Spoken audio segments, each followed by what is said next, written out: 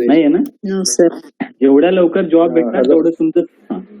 Hello sir, sir काय म्हणले की 2 दिवसात फ्रेमवर्क संपेल आणि जे काही ह्याचा पार्ट आहे आणखी काय म्हणतात त्याला sir, collection technical theoretical part राहिला.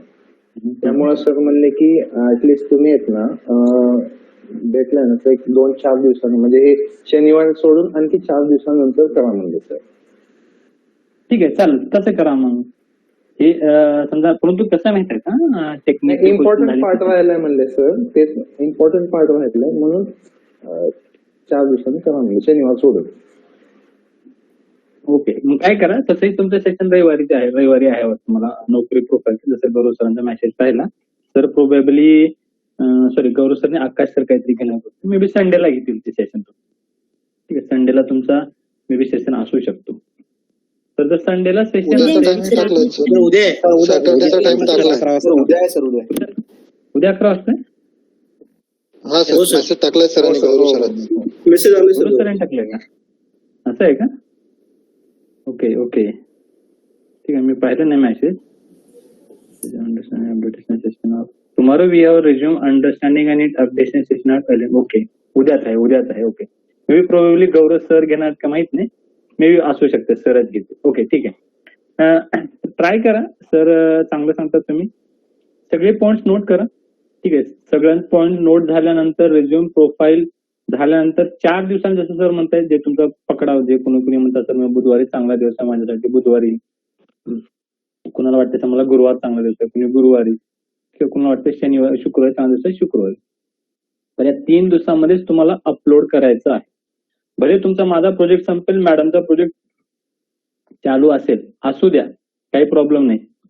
कारण तुम्हाला टेलिकॉम प्रोजेक्टचं कोणी पण क्वेश्चन विचार, ठीक आहे, कारण की तुम्ही स्टार्टिंग ऑफ करिअरला तो प्रोजेक्ट केलेला आहे, त्याच्यावरती जास्त क्वेश्चन असतात. एक पण क्वेश्चन तुम्हाला विचारला जातो.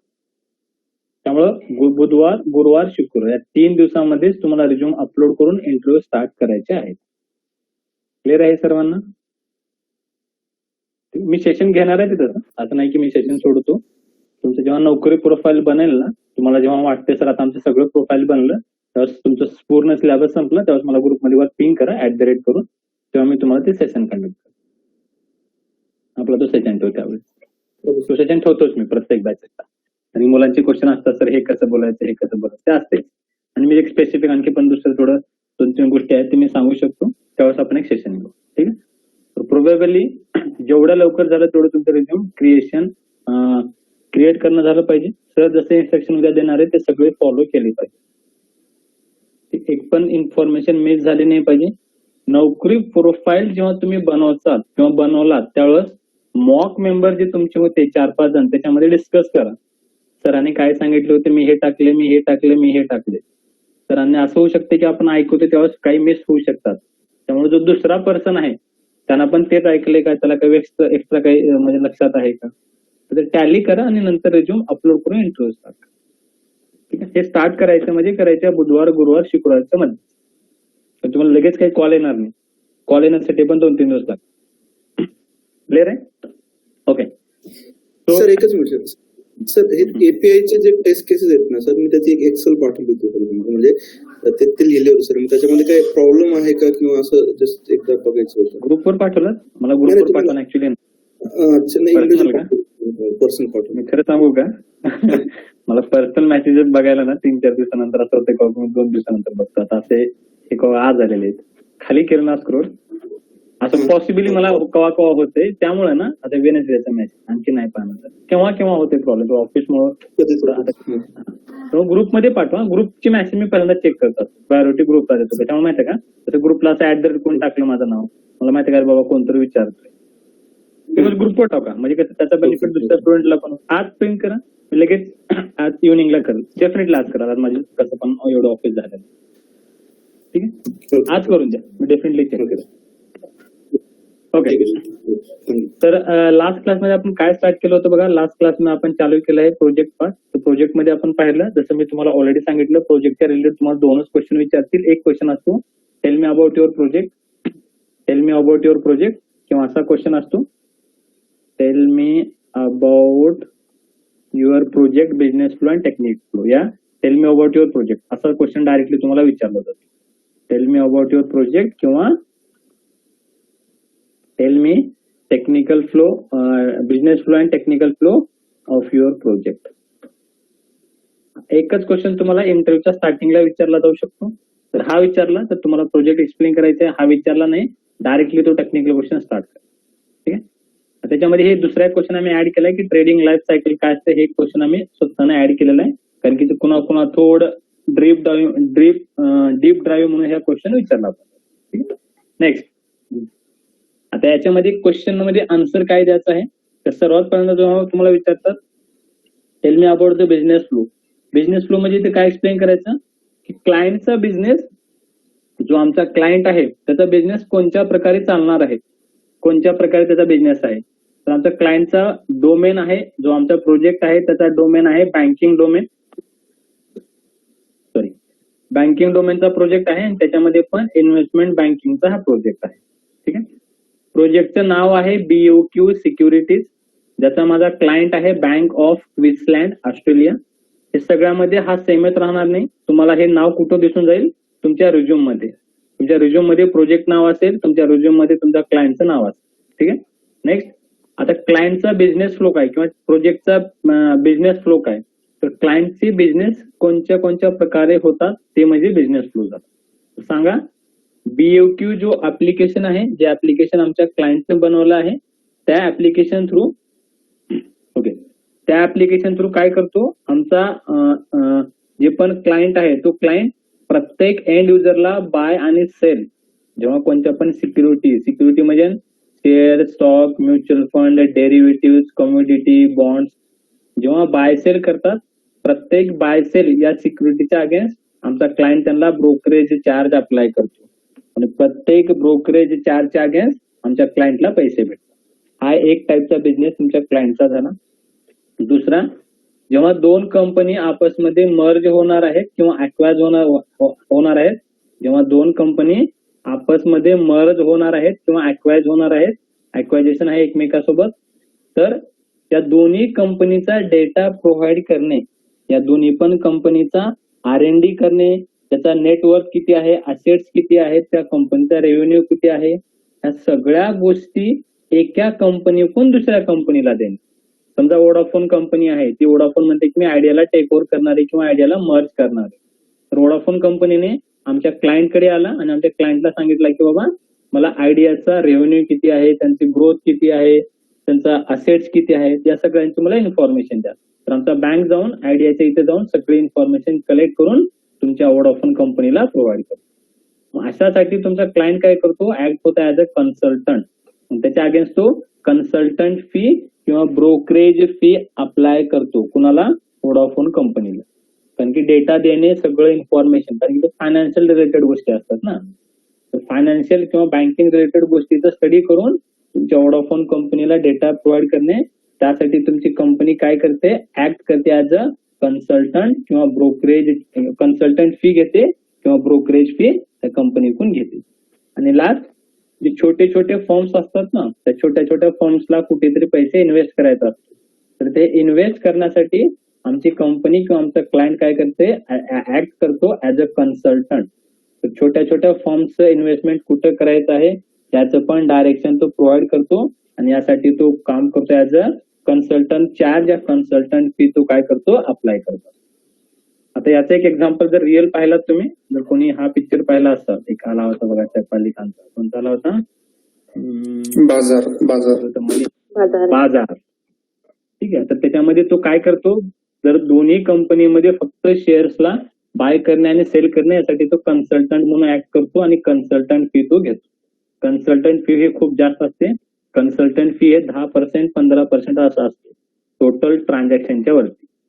जर 20 करोडचं ट्रान्झॅक्शन झालं तर तिथे 10% हे चार्जेस असतात. असे कन्सेप्ट असतो त्याच्यामध्ये. ठीक आहे. नेक्स्ट, हा झाला माझ्या क्लायंटचा पूर्ण बिझनेस फ्लो जे आपण लास्ट क्लासमध्ये पाहिलं होतं. Now today we will see the technical flow. तुमच्या ऍप्लिकेशनचा टेक्निकल फ्लो म्हणजे काय, तुमचं ऍप्लिकेशन वर्क कसं करतो, कशा प्रकारे त्याचा फ्लो आहे. तर सर्वात पहिल्यांदा बघा, हा इन्व्हेस्टर आहे किंवा यालाच आपण म्हणतो एंड युजर आहे. हा माझा हा इन्व्हेस्टर आहे किंवा हा एंड युजर आहे किंवा हा बायर आहे. तो बायर काय करतोय, तो बायरला शेअर मार्केटमध्ये इन्व्हेस्ट करायचा आहे, त्या बायरला शेअर मार्केटमध्ये इन्व्हेस्ट करायचा आहे. तर इन्व्हेस्ट करण्यासाठी डायरेक्टली तो शेअर मार्केटमध्ये इन्व्हेस्ट करू शकतो का? करू शकतो का? नाही. कोणी पण डायरेक्टली शेअर मार्केटमध्ये इन्व्हेस्ट करू शकत नाही. असं कोणी पाहिलंय का? डायरेक्टली एनएससी बीएससी मध्ये जाऊन पैसा पे करतोय असं कोणी आहे का? काही No, sir. असं नसतं. त्याला काय करावं लागतं? प्रत्येक इन्व्हेस्टरला किंवा प्रत्येक बायरला जर शेअर मार्केटमध्ये पैसा इन्व्हेस्ट करायचा असेल तर प्रत्येकाला एका ब्रोकरेज फॉर्मकडे जावं लागतं. कुठे जावं लागतं? ब्रोकरेज फॉर्मकडे. तर ब्रोकरेज फॉर्म म्हणजे काय? ब्रोकरेज फॉर्म म्हणजे तुमचे ऍप्लिकेशन.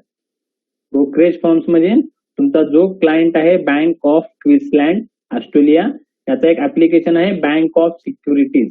या ऍप्लिकेशन कडे त्यांना जावं लागतं, म्हणजे एक ब्रोकरेज फॉर्म कडे जावं लागतं.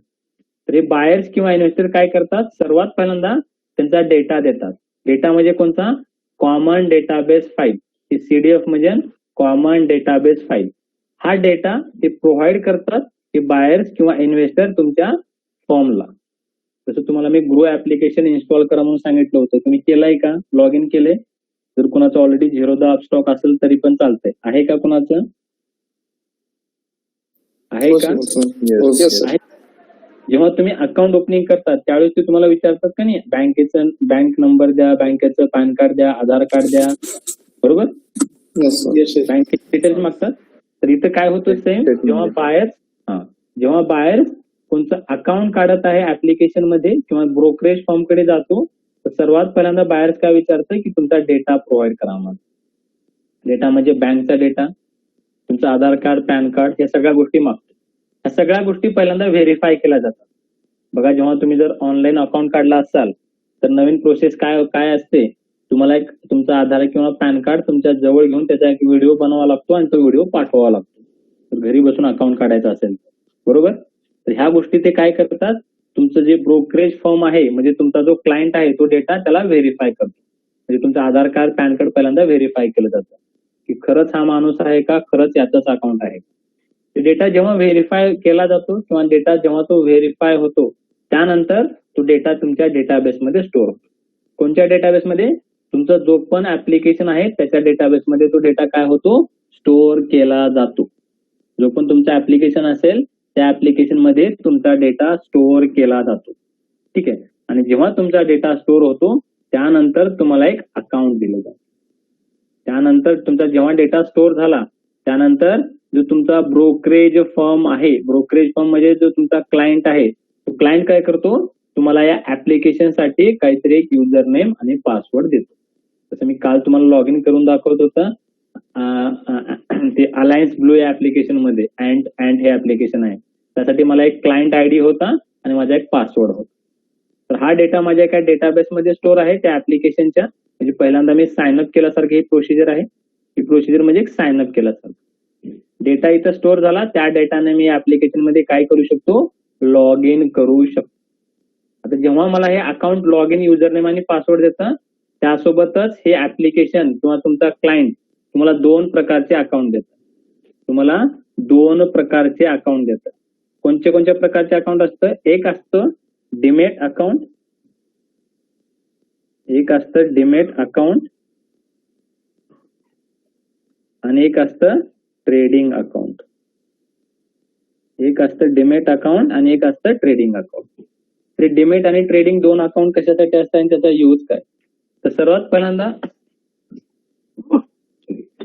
डीमॅट अकाउंट हे तुम्हाला शेअर, स्टॉक किंवा इक्विटीज हे होल्ड करण्यासाठी अकाउंट असतं. तर ऑब्व्हियसली शेअर मार्केटचे ऍप्लिकेशन आपण बघते म्हणजे आपल्याला शेअर, स्टॉक खरेदी आणि परचेस करावं लागेल आणि सेल करावं लागेल का नाही, बरोबर? लागेल का नाही? जेव्हा आपण मार्केटचे ऍप्लिकेशन बघतो तर ऑब्व्हियसली आपल्याला शेअर बाय किंवा सेल करावे लागतील. तर बाय किंवा शेअर जेव्हा आपण शेअर्स किंवा स्टॉक्स बाय करतो तर त्याच्यासाठी एक अकाउंट असतं, त्याला म्हणतात डीमॅट अकाउंट. तो असतो डीमॅट अकाउंट. आणि एक दुसरा असतो ट्रेडिंग अकाउंट. ट्रेडिंग अकाउंट काय असतो, ज्याच्यामध्ये आपण मनीचं ट्रान्झॅक्शन करू शकतो. मनीचं ट्रान्झॅक्शन, मनी हँडलिंग साठी सिंपल मध्ये म्हणतात. मनी हँडलिंग म्हणजे काय? आता जेव्हा तुम्ही बाय करणार आहात तर बाय करतेच तुम्हाला काही अमाऊंट पे करावं लागेल ना, बरोबर? तुम्ही बाय करतायत म्हणजे काय, तुम्हाला काही अमाऊंट पे करावं लागेल. जेव्हा तुम्ही सेल करतायत तर तुमचे स्टॉक्स तुम्ही विकून तुम्हाला काही अमाऊंट पाहिजे. तर हे अमाऊंटचं ट्रान्झॅक्शन पाहण्यासाठी एक अकाउंट असते आणि शेअर स्टॉक याला होल्ड करण्यासाठी एक अकाउंट असते. अशा प्रकारचे 2 अकाउंट प्रत्येक ऍप्लिकेशन तुम्हाला देतं जेव्हा तुम्ही कोणत्या पण शेअर मार्केटच्या ऍप्लिकेशन मध्ये अकाउंट काढतात तेव्हा. तर हे बीएफके ऍप्लिकेशन मध्ये किंवा माझ्या क्लायंटच्या ऍप्लिकेशन मध्ये जेव्हा आम्ही अकाउंट काढतो तर आम्हाला अशा 2 प्रकारचे अकाउंट भेटतात, demat account and trading account. Demat आणि ट्रेडिंग अकाउंट भेटल्यानंतर नेक्स्ट प्रोसेस काय असते? नेक्स्ट प्रोसेस तर जर बायरनं काय केलं, पूर्ण कॉमन एक डेटाबेस फाईल दिला. तो डेटाबेस फाईल पहिल्यांदा व्हेरीफाय झाला. व्हेरीफाय झाल्यानंतर तुमचा डेटा हा डेटाबेस मध्ये स्टोअर झाला आणि त्या डेटाबेस थ्रू म्हणजे युजर आणि password name through end user किंवा बायर्स काय करतो, ऍप्लिकेशन मध्ये लॉग इन करतो. त्या डेटाबेस मध्ये जो डेटा तुम्हाला दिला आहे क्लायंट आयडी आणि पासवर्ड, त्या क्लायंट आयडी आणि पासवर्ड थ्रू तुमचा एंड युजर काय करतो, या ऍप्लिकेशन मध्ये लॉग इन करतो. आणि ऍप्लिकेशन मध्ये लॉग इन जेव्हा करतो, ऑलरेडी तुमचा जो क्लायंट आहे त्यानं तुम्हाला 2 टाईपचे अकाउंट दिलेत, डिमेट आणि ट्रेडिंग अकाउंट. आता तुमच्याकडे अकाउंट्स आहेत आणि तुम्ही काय करता, जेव्हा तुम्हाला शेअर मार्केटमध्ये, आता समजा माझं या ऍप्लिकेशन मध्ये मी लॉग इन करण्यासाठी जो मला युजर नेम पासवर्ड दिला आहे तो युजर नेम पासवर्ड देऊन मी ऍप्लिकेशन मध्ये लॉग इन करतो. ऍप्लिकेशन मध्ये जेव्हा लॉग इन करेल आपण, त्यानंतर काय करायचं असते, बायर्सला जेव्हा स्टॉक एक्सचेंज मध्ये पैसा इन्व्हेस्ट करायचा आहे तर सर्वात पहिल्यांदा आपल्याला स्टॉकचं स्टडी पण करावं लागेल. कोणते स्टॉक्स खरेदी करायचे आहेत, कोणते काय नाही, हे काय करतात आमचे जे एंड युजर आहेत. आता सध्या तुम्ही तुमचा बिझनेस, तुमचा ऍप्लिकेशनचा टेक्निकल फ्लो बघतोय, कसा चालतो तुमचा ऍप्लिकेशन. तर जे पण बायर्स आहेत ते बायर्स काय करतात किंवा जे पण इन्व्हेस्टर्स आहेत ते इन्व्हेस्टर्स काय करतात, जे स्टॉक्स त्यांना खरेदी करायचा आहे त्या स्टॉकला पहिल्यांदा स्टडी करतायत किंवा ते स्टॉक मी आता खरेदी करेल का नाही.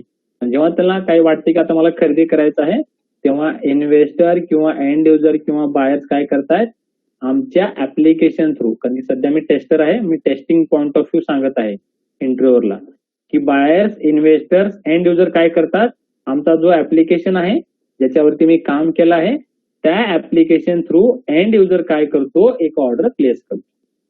आता प्लेस तो कसं करेल, कुठं करेल, ऍप्लिकेशन जे आहे तुमचं ते ऑर्डर कुठं प्लेस करतं,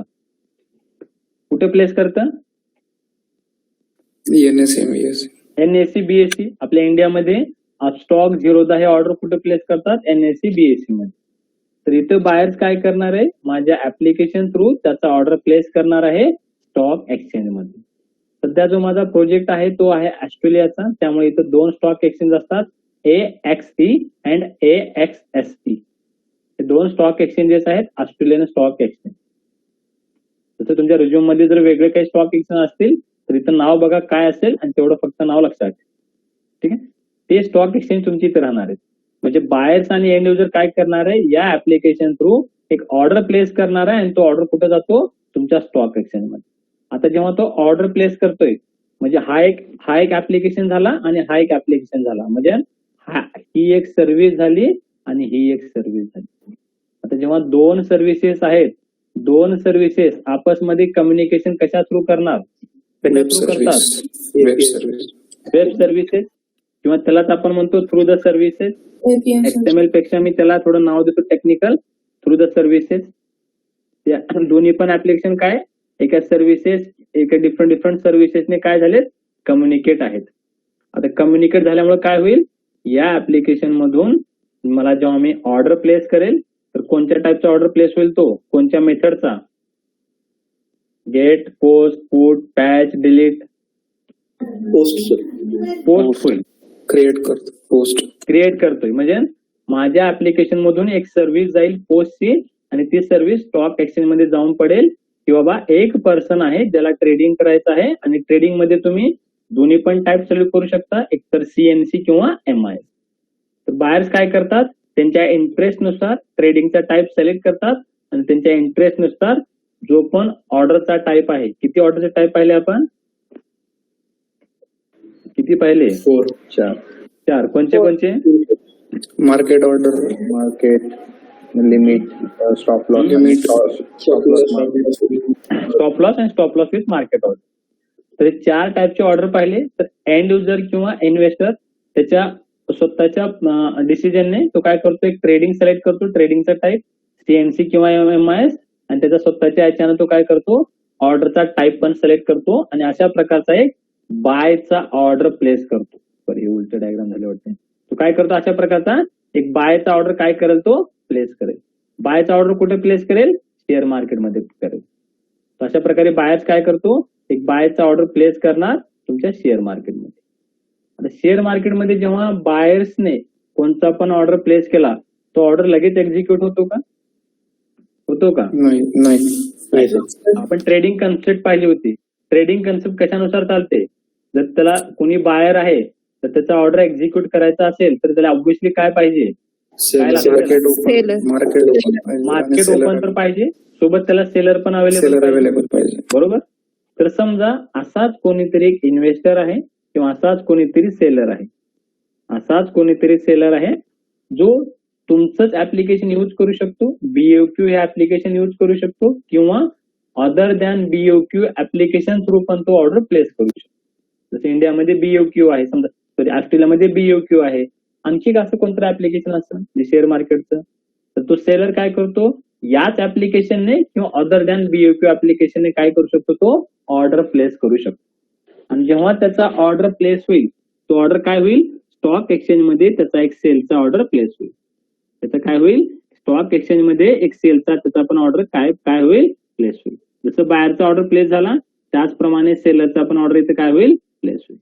आता जसं सेलरचा ऑर्डर प्लेस झाला, समजा सेलरला पण तेवढ्याच क्वांटिटी खरेदी करायची आहे. सेलरला काय, एक टीसीएसचा शेअर आहे त्याला 1000 रुपयाला विकायचा आहे, आणि जो बायर आहे त्याला आपण एक टीसीएसचा शेअर खरेदी करायचा आहे आणि तो पण 1000 रुपयाला खरेदी करायचा आहे. म्हणजे बायरची एक क्वांटिटी टीसीएसची 1000 रुपये खरीदण्याची, सेलरची एक क्वांटिटी टीसीएसचा 1000 रुपये खरेदी करण्याची, विकण्याची. म्हणजे स्टॉक एक्सचेंज मध्ये दोन्हीच्या गोष्टी मॅच होत आहेत. बायरची क्वांटिटी एक क्वांटिटी 1000 रुपयाला बाय करण्याची, सेलरची 1 रुपयाला विकण्याची. जेव्हा बायर्स आणि सेलरचं मॅचिंग होतं, स्टॉक एक्सचेंजचं काम काय असतं आपण पाहिलं होतं वरी. स्टॉक एक्सचेंज काय करतो, एक्झिक्यूट करतो, ऑर्डर पहिल्यांदा मॅच करून तो काय करतो, नंतर एक्झिक्यूट करतो. जसं इथं बायर्स आणि जसं इथं सेलरचा ऑर्डर मॅच झाला, जसं बायर्स आणि सेलरचा ऑर्डर जेव्हा मॅच झाला तर स्टॉक एक्सचेंज तुमचा ऑर्डर काय करतो, मॅचिंग करतो. मॅचिंग केल्यानंतर आता मॅच करण्याचं काम असतं मिडल ऑफिस. मिडल ऑफिस म्हणजे स्टॉक एक्सचेंज. स्टॉक एक्सचेंजचं हे काम होतं ऑर्डर मॅचिंग करणं. आणि जे आपण ऍप्लिकेशन थ्रू ऑर्डर दिला होता, जे आपण बायरचा ऑर्डर दिला होता ते कुठून दिला होता, आपल्या ऍप्लिकेशन थ्रू, ज्याला आपण म्हणतो फ्रंट ऑफिस. तर फ्रंट ऑफिस मधून आपण या ऍप्लिकेशन थ्रू एक ऑर्डर प्लेस केला. बायरचा जसा ऑर्डर प्लेस झाला तसाच जर कोणत्या सेलरचा ऑर्डर प्लेस झाला तर स्टॉक एक्सचेंज बायर्स सेलरची ट्रेडिंग एक्झिक्यूट करतो. आणि एक्झिक्यूट केल्यानंतर लगेच सगळ्या गोष्टी तो हँडल करतो का, नाही. त्याचं फक्त काम असतं मॅचिंग करून देणे. मॅचिंग म्हणजे बायरची क्वांटिटी स्टॉक मॅच करणे, सेलरची क्वांटिटी आणि स्टॉक मॅच करणे. जेव्हा बायर्स आणि सेलरचं मॅचिंग होत त्यानंतर स्टॉक एक्सचेंजची एक स्वतःची बॉडी असते. जो स्टॉक एक्सचेंज आहे ना त्याची स्वतःची एक बॉडी असते, त्याला आपण म्हणतो बॅक ऑफिस किंवा त्याला एक म्हणतो क्लिअरिंग अँड सेटलमेंट एजन्सी. या स्टॉक एक्सचेंजची एक स्वतःची एजन्सी असते ज्याला आपण म्हणतो क्लिअरिंग अँड सेटलमेंट एजन्सी. या एजन्सीचे काम काय असते, जो पण बायर आहे त्याच्या ज्या पण ऍप्लिकेशन थ्रू त्यानं ऑर्डर प्लेस केला आहे त्या ऍप्लिकेशन मधून कॅश काढणे. कारण की बाय करणे म्हणजे काय करतो आपण, कॅश इन्व्हेस्ट करतो ना ऍप्लिकेशन मध्ये. या ऍप्लिकेशन मधून कॅशचे विड्रॉ करणे आणि ते कॅश पहिल्यांदा स्वतःच्या अकाउंट मध्ये ठेवणे आणि आपल्या अकाउंट मधून काढून तो कॅश काय करणे, जो पण सेलर आहे त्याच्या या रेस्पेक्टिव्ह अकाउंट मध्ये ऍड करणे. म्हणजे बायरच्या कोणत्या अकाउंट मध्ये पैसे काढतोय, मनी हँडलिंग साठी कोणतं अकाउंट असते, trading account. Trading account. Trading account. बायरच्या ट्रेडिंग अकाउंट मधून पैसा काढणे, तू कॅश काढतो. कॅश काढल्यानंतर तू पहिल्यांदा आपल्या जवळ ठेवतो. त्याच्यानंतर एक रिस्पेक्टिव्ह एक ड्युरेशन असतं ते आपण पुढे पाहू. नंतर रिस्पेक्टिव्ह ड्युरेशन नंतर तू कॅश सेलरच्या अगेन ट्रेडिंग अकाउंट मध्ये ते पाठवतो. सेलरच्या तो ट्रेडिंग अकाउंट मध्ये नंतर तो अमाऊंट पाठवतो. तर अशा प्रकारे कॅशचे जे देणघेण झालं. सेम क्लिअरिंग अँड सेटलमेंट एजन्सीचं दुसरं काम असते. आता पैसे तर लेनदेन झाले, त्यानंतर स्टॉक पण लेनदेन झाले पाहिजेत ना, कारण की बायर्सनं बाय केला आहे स्टॉकचा ऑर्डर आणि सेलर्सने स्टॉक विकले आहेत. तर सेलर्स जो स्टॉक विकतोय तो या ऍप्लिकेशन थ्रू ऑर्डर प्लेस करतोय. मध्ये काय एक अकाउंट असते शेअर होल्डिंग करण्यासाठी. कोणतं अकाउंट असते ते? Demat account. Demat account. तर या डिमेट अकाउंट मध्ये सेलर स्टॉक्स पडून आहेत, ते स्टॉक्स काय करतो, ही क्लिअरिंग अँड सेटलमेंट एजन्सी काय करते, ते स्टॉक्स विथड्रॉ करते. म्हणजे सिक्युरिटीज म्हणजे काय, स्टॉक, शेअर, म्युच्युअल फंड किंवा डेरिव्हेटिव्ह किंवा कमोडिटी, या सगळ्याला आपण सिक्युरिटीज म्हणतो. तर हे सिक्युरिटीज काढणे डिमेट अकाउंट मधून, ते काढून पहिल्यांदा आपल्या जवळ ठेवणे आणि आपल्यापासून नंतर तेच सिक्युरिटीज ऍड करणे बायर्सच्या त्या रेस्पेक्टिव्ह ऍप्लिकेशन मध्ये किंवा बायर्सच्या रेस्पेक्टिव्ह कोणत्या अकाउंटला, बायरच्या कोणत्या अकाउंटला, Demat account. अकाउंटला तो ऍड करतात. ते काय करतात, बायरच्या डिमेट अकाउंटला रिस्पेक्टिव्ह जे पण शेअर्स जे पण सिक्युरिटीज होते सेलरच्या अकाउंट मधून ते विथड्रॉ करून बायरच्या अकाउंट मध्ये ते ऍड करतात. अशा प्रकारे आपल्या ऍप्लिकेशनचा फ्लो चालतो. कारण मी तुम्हाला काय विचारला, टेक्निकल फ्लो. ऍप्लिकेशन चालतं कसं तुमचं एंड टू एंड, फक्त एवढं एक्सप्लेन करायचं असतं. तुम्हाला इंटरव्ह्यू फक्त विचारतो किंवा तुमचा ऑर्डर जेव्हा प्लेस करतो तर एक्झॅक्टली एक्झिक्यूट कसा होतो एवढंच ते इंटरव्ह्यूला क्वेश्चन विचारतात. Tell me the technical flow of your application. तुमच्या ऍप्लिकेशन मध्ये टेक्निकल फ्लो कसा आहे, कशा प्रकारे वर्क होतो तेवढंच एक्सप्लेन करायचं असतं. क्लिअर आहे इथं? Sir, ते CDF आणि EDI ते परत एकदा सांगता येईल? ओके, डबल एक रिपीट करतो. प्रोजेक्ट काय होतं बघा. तुम्हाला अगोदर बिझनेस फ्लो मध्ये जसं मी 2 क्वेश्चन सांगितले तुम्हाला विचारतात, tell me about your project किंवा tell me the business flow and technical flow. त्यावेळेस सर्वात पहिल्यांदा बिझनेस फ्लो मध्ये सांगायचा की माझा प्रोजेक्टचा डोमेन आहे इन्व्हेस्टमेंट बँकिंग. प्रोजेक्टचं नाव आहे BOQ सिक्युरिटीज. त्याच्यामध्ये माझा क्लायंट आहे BOQ bank of Queensland Australia. माझ्या क्लायंटचे बिझनेसेस आहेत. एक, माझ्या ऍप्लिकेशन ज्याच्यावरती मी काम केलं आहे, ज्याच्यावरती मी टेस्टिंग केलं आहे, टू एंड युजर्स जेव्हा कोणते पण बाय आणि सेल्स करतात अगेन्स्ट द सिक्युरिटी, जेव्हा बाय आणि सेल करतात कोणत्या पण अगेन्स्ट द सिक्युरिटी, तर प्रत्येक बाय आणि सेल साठी आमचं ऍप्लिकेशन काय करतो, ब्रोकरेज चार्ज अप्लाय करतो. कुणाला? एंड युजरला. तर प्रत्येक एंड युजरला काय करतो आमचा क्लायंट, काय करतो, ब्रोकरेज चार्ज अप्लाय करतो.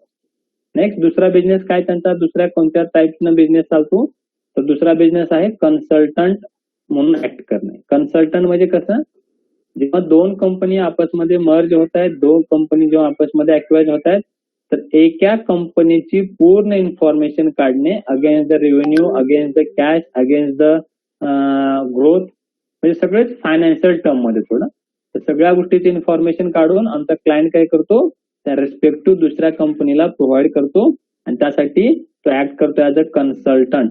त्यासाठी आमचा क्लायंट काय करतो, कन्सल्टंट फी किंवा ब्रोकरेज चार्ज अप्लाय करतो. लास्ट आमचा क्लायंट वर्क करतो ऍज अ कन्सल्टंट छोट्या छोट्या फर्म साठी, जे छोटे फर्म्स कुठे पैसे इन्व्हेस्ट करायचे आहेत त्याचं डायरेक्शन करतो. त्यासाठी पण तो कन्सल्टंट फी म्हणून अप्लाय करतो. ठीक आहे. नेक्स्ट हा झाला बिझनेस फ्लो. टेक्निकल फ्लो मध्ये काय सांगितलं मी, समजा कोणता जर बायर आहे किंवा कोणता सेलर आहे, तर डायरेक्टली बायर सेलर्स हे स्टॉक एक्सचेंज मध्ये इन्व्हेस्ट करू शकतात का, करू शकतात का? नाही. कोणतेच buyer sellers directly stock exchange मध्ये इन्व्हेस्ट करू शकत नाहीत. म्हणजे कसं करतात सर, जर बायर्सला जर पहिल्यांदा शेअर मार्केटमध्ये इन्व्हेस्ट करायचं असेल, सर्वात पहिल्यांदा त्याला अकाउंट काढावं लागतं. ते अकाउंट कुठे काढावं लागतं, ब्रोकरेज फर्म मध्ये अकाउंट काढावं लागतं. आता ब्रोकरेज फर्म म्हणजे काय सर, तर जे पण तुमचा क्लायंट आहे हा जो क्लायंट आहे यालाच आपण म्हणतो ब्रोकरेज फर्म. या ब्रोकरेज फर्मचं एक BOQ सिक्युरिटीज. कशा प्रकारे वर्क होतं? इन्व्हेस्टर किंवा बायर सर्वात पहिल्यांदा त्याचा डेटा देतात. कॉमन डेटाबेस फाईल म्हणजे पहिल्यांदा तुमचे डिटेल्स तुम्ही प्रोव्हाइड करतो, तुमचं Aadhaar card, PAN card, bank details, सगळ्या गोष्टी अगोदर तुम्ही प्रोव्हाइड करतात. त्या गोष्टी तो ऍक्सेप्ट करतो. ठीक आहे, त्या गोष्टीला तो एक बार व्हेरीफाय करतो. व्हेरीफाय करण्यासाठी काय असते? इलेक्ट्रॉनिक डेटा इंटरचेंज हा एक टर्म आहे, बस DDI, इलेक्ट्रॉनिक डेटा इंटरचेंज. म्हणजे इथे डेटा व्हेरीफाय केलं जातं इलेक्ट्रॉनिक्स माध्यमाद्वारे. आता इलेक्ट्रॉनिक्स माध्यम म्हणजे काय? जसं तुम्ही आधार कार्ड दिलात तर आपल्या आधार कार्डची ऑलरेडी होम साईड आहे, बरोबर, स्वतःची जे साईड आहे. तर या ब्रोकरेज फर्मचं त्याच्याबरोबर टायप असतं आणि ते डेटा व्हेरीफाय करतात. डेटा व्हेरीफाय झाला त्यानंतर तुमचा डेटा सगळा जर व्हॅलिड असला तर ऑब्व्हियसली तुमच्या डेटाबेसमध्ये तुमचं एक अकाउंट क्रिएट होतं. अकाउंट जेव्हा क्रिएट होतं तर तुम्हाला एक क्लायंट ID दिला जातो, एक युजर नेम आणि पासवर्ड दिला जातो. तर त्या युजर नेम पासवर्ड थ्रू जेव्हा तुम्ही ऍप्लिकेशन मध्ये लॉग इन करतात किंवा ह्या ब्रोकरेज फर्म म्हणजे जो तुमचा ब्रोकरेज फर्म होता, जो तुमचा क्लायंट होता, ब्रोकरेज फर्म किंवा क्लायंट, याच्या ऍप्लिकेशन मध्ये तुम्ही जेव्हा लॉग इन करतात ते तुम्हाला 2 अकाउंट देतात, डिमेट आणि ट्रेडिंग अकाउंट. डिमेट अकाउंटला आपण डिमेट अकाउंट कशासाठी असतं? For handling the stock, share, equities. जे पण आपण स्टॉक खरेदी करतो, जे पण शेअर खरेदी करतो, हे सगळ्याच गोष्टी हँडल करण्यासाठी डिमेट अकाउंट असतं. दुसरं असतं ट्रेडिंग अकाउंट. ट्रेडिंग अकाउंट कशासाठी असतं? जर तुम्हाला मनीचं ट्रान्झॅक्शन करायचं असेल, जिथे तुमचं मनी स्टोअर आहे, मनी ठेवलेले आहेत, त्या मनीचं ट्रान्झॅक्शन करण्यासाठी ट्रेडिंग अकाउंट असतं, बरोबर. म्हणजे डिमेट आणि ट्रेडिंग अशा प्रकारचे 2 अकाउंट असतात. याच्यामध्ये काय होतं मग? याच्यामध्ये काय होतं? आता जसं बायर्सला 2 अकाउंट आले, डिमेट आणि ट्रेडिंग अकाउंट. सेम समजा असा कोणीतरी सेलर आहे, त्याला आपण डिमेट आणि ट्रेडिंग अकाउंट. तर किंवा आपला एंड युजर किंवा आपला इन्व्हेस्टर आपल्या ऍप्लिकेशनला कसं यूज करतो? तर आपलं ऍप्लिकेशन प्रत्येक वेळेस स्टॉक एक्सचेंज सोबत कम्युनिकेट करतं थ्रू द सर्व्हिसेस.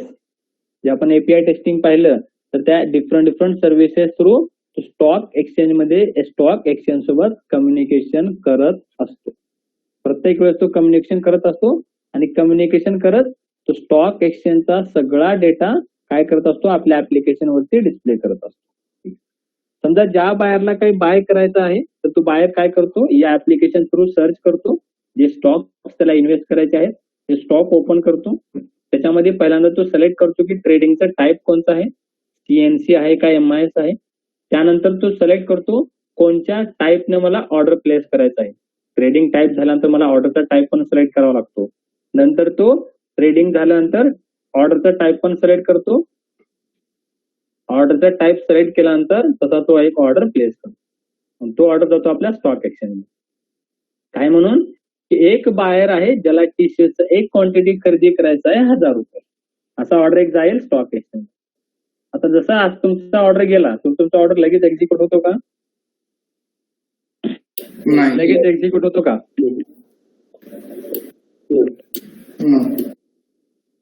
तुमचा ऑर्डर लगेच एक्झिक्यूट होत नाही. एक्झिक्युशन साठी काय लागतं? सेलर लागतं. समजा असा एक सेलर आहे ज्यानं त्याचा स्वतःचा एक टी-शर्टचा शेअर त्याला विकायचा आहे, ते पण 1000 रुपयाला विकायचं. तर तो सेलर तुमचं ऍप्लिकेशन यूज करू शकतो, तुमच्या क्लायंटचं किंवा दुसऱ्या ऍप्लिकेशन पण तो यूज करू शकतो. तर त्या ऍप्लिकेशन मधून तो काय करतो? एक सेलचा ऑर्डर प्लेस करतो स्टॉक एक्सचेंज मध्ये. स्टॉक एक्सचेंजचं काम काय असते? बायर्स आणि सेलर्सच्या ऑर्डरला मॅचिंग करणं. जे बायर्स आहे आणि जे सेलर्स आहे त्या दोन्हीच्या ऑर्डरला मॅचिंग करण्याचं काम असते स्टॉक एक्सचेंज. स्टॉक एक्सचेंज या दोन्हीचा ऑर्डरला मॅच केला, मॅच झाल्यानंतर काय करतो स्टॉक एक्सचेंज? त्याची एक स्वतःची हे फक्त मॅचिंग करण्याचं काम करतो स्टॉक एक्सचेंज, दुसरं काहीच करत नाही. त्याच्यानंतर स्टॉक एक्सचेंजची एक बॉडी असते, यांची एक सेपरेट बॉडी आहे ज्याला आपण म्हणतो क्लिअरिंग अँड सेटलमेंट एजन्सी. या एजन्सीचं काम काय असते? क्लिअरिंग अँड सेटलमेंट एजन्सीचं जे पण बायर्स आहेत त्यांच्या बायर्सचा कॅश कोणत्या अकाउंट मध्ये आहे? तुमचा कोणत्या अकाउंट मध्ये आहे? तुमचा कॅश आहे. तर बायर्सच्या ऍप्लिकेशन मध्ये जो ट्रेडिंग अकाउंट आहे त्या ट्रेडिंग अकाउंट मधून पैसा काढणे आपल्या जवळ ठेवणे पहिल्यांदा, नंतर आपल्यामधून पैसा काढून जो पण सेलर आहे, सेलरचं पण एक ट्रेडिंग अकाउंट असेल, सेलरच्या ट्रेडिंग अकाउंट मध्ये त्या ऍप्लिकेशन मध्ये ऍड कर. हे चालतं पहिली कॅश फ्लोचा पार्ट. दुसरा, आता बायर्सनं बाय केलं म्हणजे त्याला स्टॉक्स पण द्यावा लागेल ना, तर काय होतं, सेलर्सच्या अकाउंट मधून, सेलरचा जो ऍप्लिकेशन आहे, या ऍप्लिकेशन मध्ये सेलरनं कोणता अकाउंट ओपन केला आहे, स्टॉक होल्ड करण्यासाठी. कोणता अकाउंट? Demat account. सेलरचं एक डीमॅट अकाउंट आहे ऍप्लिकेशन मध्ये, तर त्या डीमॅट अकाउंट मधून तो रेस्पेक्टिव्ह स्टॉक, टीसीएसचा एक स्टॉक तो काढून घेतो. कोण घेतं? Clearing and settlement agency. एक दिवस आपल्यापाशी ठेवतं आणि इथे ठेवल्यानंतर दुसऱ्या दिवशी तुमच्या अकाउंटला, तुमचं अकाउंट म्हणजे कोणतं, या ऍप्लिकेशन मध्ये कोणतं अकाउंट आहे जिथं स्टॉक येऊन पडतात, कोणतं अकाउंट आहे, डीमॅट अकाउंट. तर बायरच्या डीमॅट अकाउंटला ते स्टॉक्स काय होतात, ऍड केले जातात. ठीक आहे. तर अशा प्रकारे तुमचा ऍप्लिकेशन चालतो, एंड टू एंड प्रोसेस चालतो. हे क्लिअर आहे आता इथपर्यंत? Yes sir. Sir front office म्हटलं तर आपलं प्रोजेक्टचं ऍप्लिकेशन सांगायचं आणि back office in the sense stock एक्सचेंजची सर्व्हिस का? स्टॉक एक्सचेंजची सर्व्हिस हे back office. Middle office stock exchange आणि back office clearing and settlement. Front office म्हणजे तुमचं ऍप्लिकेशन असणार आहे, प्युअरली तुमचं ऍप्लिकेशन. मिडल ऑफिस म्हणजे स्टॉक एक्सचेंज असणार. ठीक आहे. आणि बॅक ऑफिस म्हणजे स्टॉक एक्सचेंजच एक ऑफिस असतं जे फक्त तुमचं क्लिअरिंग अँड सेटलमेंट करतं. स्टॉक मार्केटमध्ये काय होतं माहितीये का, जेव्हा तुम्ही ऑर्डर प्लेस करतात, तुमचं ऑर्डर तर लगेच प्लेस होतं ना, तुमचं ऑर्डर तर लगेच प्लेस होतं. पण ते ऑर्डर पूर्णपणे एक्झिक्यूट केव्हा होतं, जेव्हा ते जातं बॅक ऑफिसला. बॅक ऑफिसमध्ये तुमचं सगळं चेक केलं जातं की तुमचं कोणतं डीमॅट अकाउंट आहे, कोणतं ट्रेडिंग अकाउंट आहे. ते सगळं चेक केल्यानंतरच तुमच्या अकाउंटला पैसे टाकले जातात, म्हणजे पैसे तुमच्या अकाउंटला दिसतात किंवा स्टॉक्स तुमच्या अकाउंटला प्रॉपरली दिसतात. जर तुमचं काही बरोबर नाहीये तर ते ऍड करत नाहीत, सेंड करत नाहीत. एक सिंपल सेन्स मध्ये शेवटी आपल्याला स्टॉक, जेव्हा आपण कोणता पण ऑर्डर प्लेस करतो तर सगळ्या ऑर्डरचे ना, तुम्हाला बघा, रात्री जर तुम्ही स्टॉक एक्सचेंज मध्ये तुम्ही खरंच इन्व्हेस्ट करत असाल तर तुम्हाला रात्रीच मेल येतो. सकाळी काऊन येत नाही आपल्याला मेल की आज मी दिवसात एवढं ट्रान्झॅक्शन केलं म्हणून? येतो का सकाळी? केव्हा? जेव्हा तुम्ही स्टॉक एक्सचेंज मध्ये इन्व्हेस्ट करतात ना, तुम्हाला रात्रीच मेल येतो, सकाळी केव्हाच येत नाही. काऊन सकाळी येत नाही? का सकाळी त्यांची सिस्टम चालत नसेल का? असं काय असतंय का? नाही, सकाळी चालत नाही असं काही कन्सेप्ट नाहीये. बॅक ऑफिसचं काम काय असते, शेअर मार्केट क्लोज झाल्यानंतर, हा शेअर मार्केटचं टायमिंग 3:15, समजा इंडियन टायमिंग पकडू आपण, 9:15 ते 3:30 झाल्यानंतर 3:30 नंतर या ऑफिसचं काम करत. आणि ही ऑफिस मॅचिंग करून रेस्पेक्टिव्ह पर्सन्सला मेसेजेस, मेल, नोटिफिकेशन या सगळ्या गोष्टी पाठवण्याचं काम करतात. आता क्लिअर आहे? क्लिअरिंग सेटलमेंट सिक्युरिटी एक्झॅक्टली त्याचं मिनिंग काय sir? Clearing and settlement security, हे सिक्युरिटी झालं. हो सॉरी, नॉट सिक्युरिटी, काय त्याला आपण हे म्हणतो, नॉट सिक्युरिटी नाही येते. आपण हे टर्म पाहिली होती बघा वरती, काय पाहिली होती, स्टॉक शेअर्स, याला आपण काय म्हणतो, जसं ऍप्लिकेशनला काय म्हणतो आपण, बँक ऑफ क्वीन्सलँड हे ऍप्लिकेशन हे आहे ना, सिक्युरिटीज हे ऍक्च्युअली टर्म आहे. सिक्युरिटी नाही, ही सिक्युरिटीज आहे. सिक्युरिटीज म्हणजे काय असते? सिक्युरिटीज म्हणजे काय? स्टॉक्स किंवा ओनरशिप ऑफ समथिंग. सिक्युरिटीज म्हणजे काय? जे आपण stocks, shares, mutual fund, derivative, option हे जे बाय सेल करतो ना, कम्युनिटी बाय सेल करतो, याला सिक्युरिटीज म्हणतात. ओके, स्पेलिंग चुकी झाली, ते सिक्युरिटी झाली, त्याला सिक्युरिटीज म्हणतात. क्लिअर आता? सर एनएससी ला कसं सर 3 दिवस वगैरे लागतात, ते एकदा परचेस केलं ना आपण शेअर की 3 दिवसांनी ते डीमॅट ते ट्रेडिंग लाईफ सायकल मध्ये पाहू चालतंय कसं शेअर. ओके, म्हणजे ते ट्रेडिंग लाईफ मध्ये सायकल मध्ये पाहू की एक्झॅक्टली कसं प्रकारे चालतंय, कारण एका दिवसात तर सगळ्या गोष्टी होत नाही. हो, ठीक आहे. पण 3 दिवस लागतात एक्झिक्युशन करायला. ठीक आहे. ओके. जसं इथं बाहेरची प्रोसेस आहे सीडीएफ EID डेटाबेस, बरोबर. तसं सेलरची पण या साईडला असेल ना, राईट हँड साईडला. सेलर्सला तसं सेलरचा असल्याशी त्यांना शेअर कसे खरेदी करून ठेवला असता. आपण इथं अजम्पशन काय केलं, सेलरनं ऑलरेडी शेअर खरेदी केला आहे म्हणजे त्याकडे सगळ्याच गोष्टी आहेत ऑलरेडी. ओके ओके अजम्पशन काय, आता ऑलरेडी त्याने शेअर खरेदी केले म्हणजे त्याकडे सगळ्या गोष्टी असल्याच पाहिजेत ना. येस सर बरोबर, ते ऑलरेडी त्याच्याकडे गोष्टी आहेत असं अजम्पशन आहे.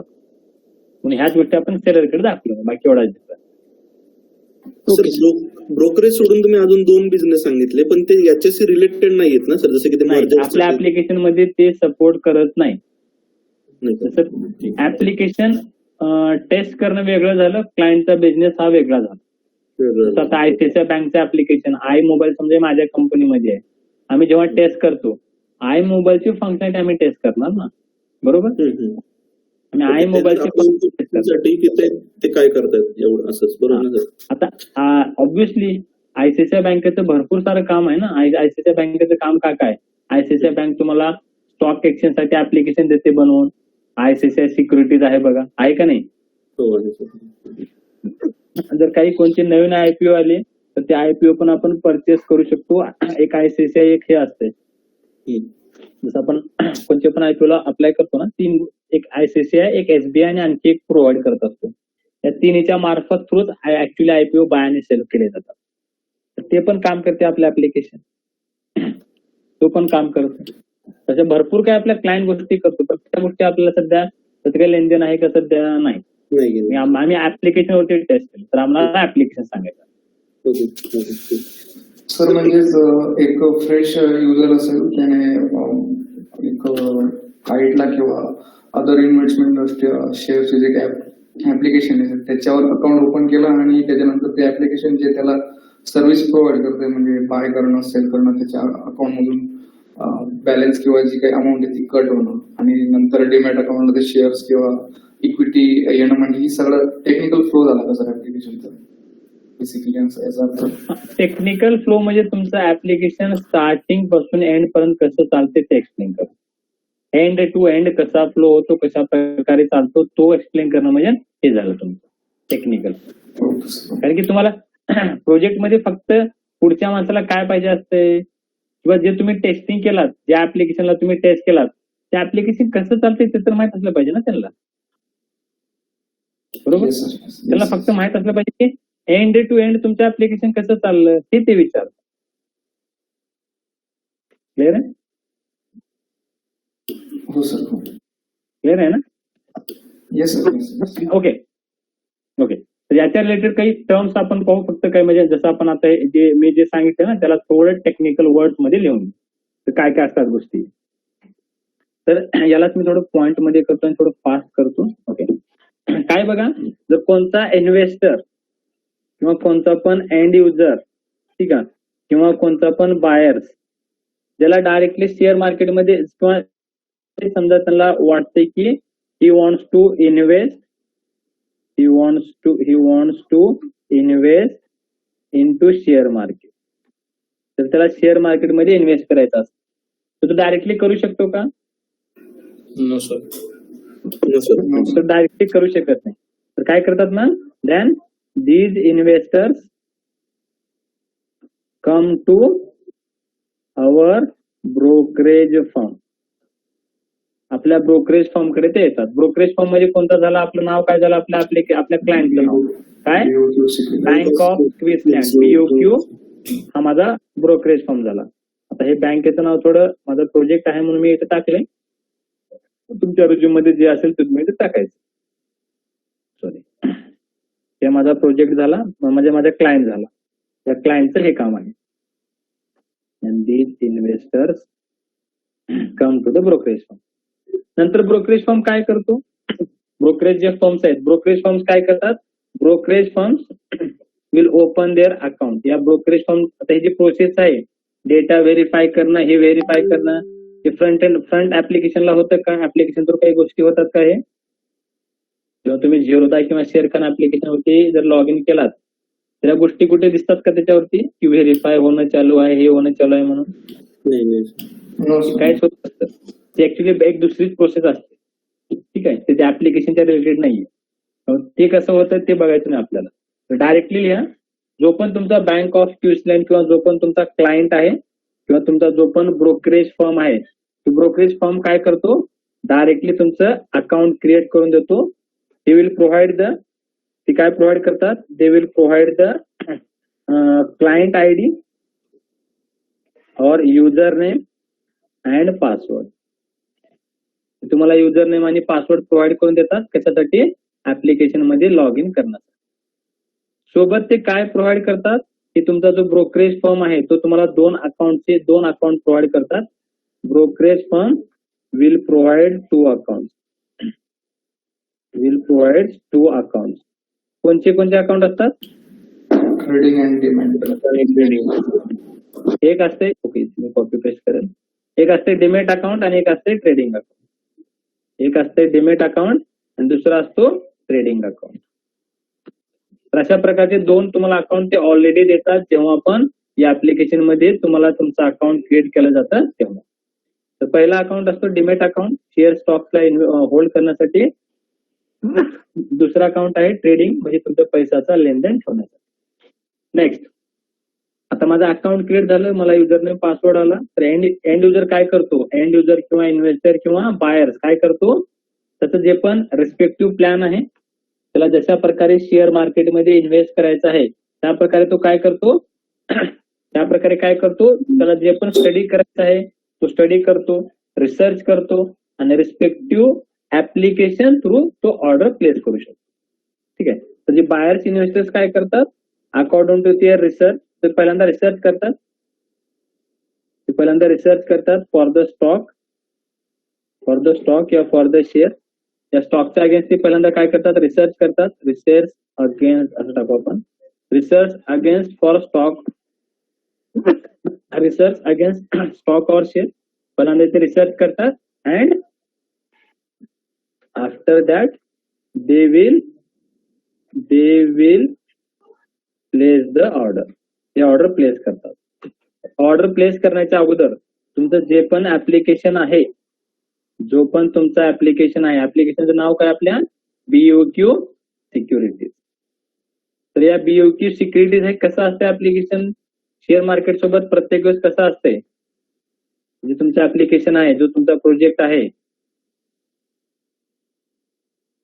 अरे तुमचा प्रोजेक्ट काय करतो, कनेक्ट असतो का नाही, कशासोबत असतो, BOQ application will always connect with share market.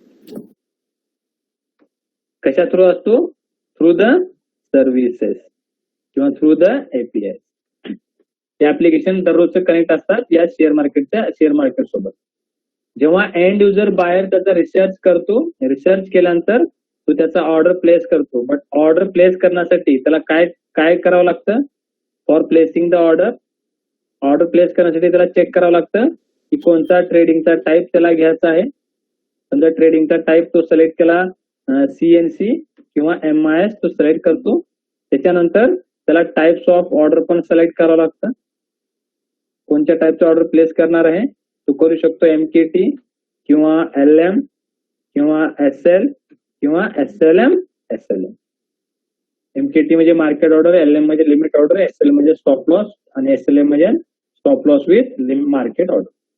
अशा प्रकारचा तो इन्व्हेस्टर काय करतो, टाईपचा ऑर्डर सिलेक्ट करतो फॉर प्लेसिंग द ऑर्डर आणि सिलेक्ट करून, ठीक आहे, types of order will be, okay मी थोडं types of order will be selected.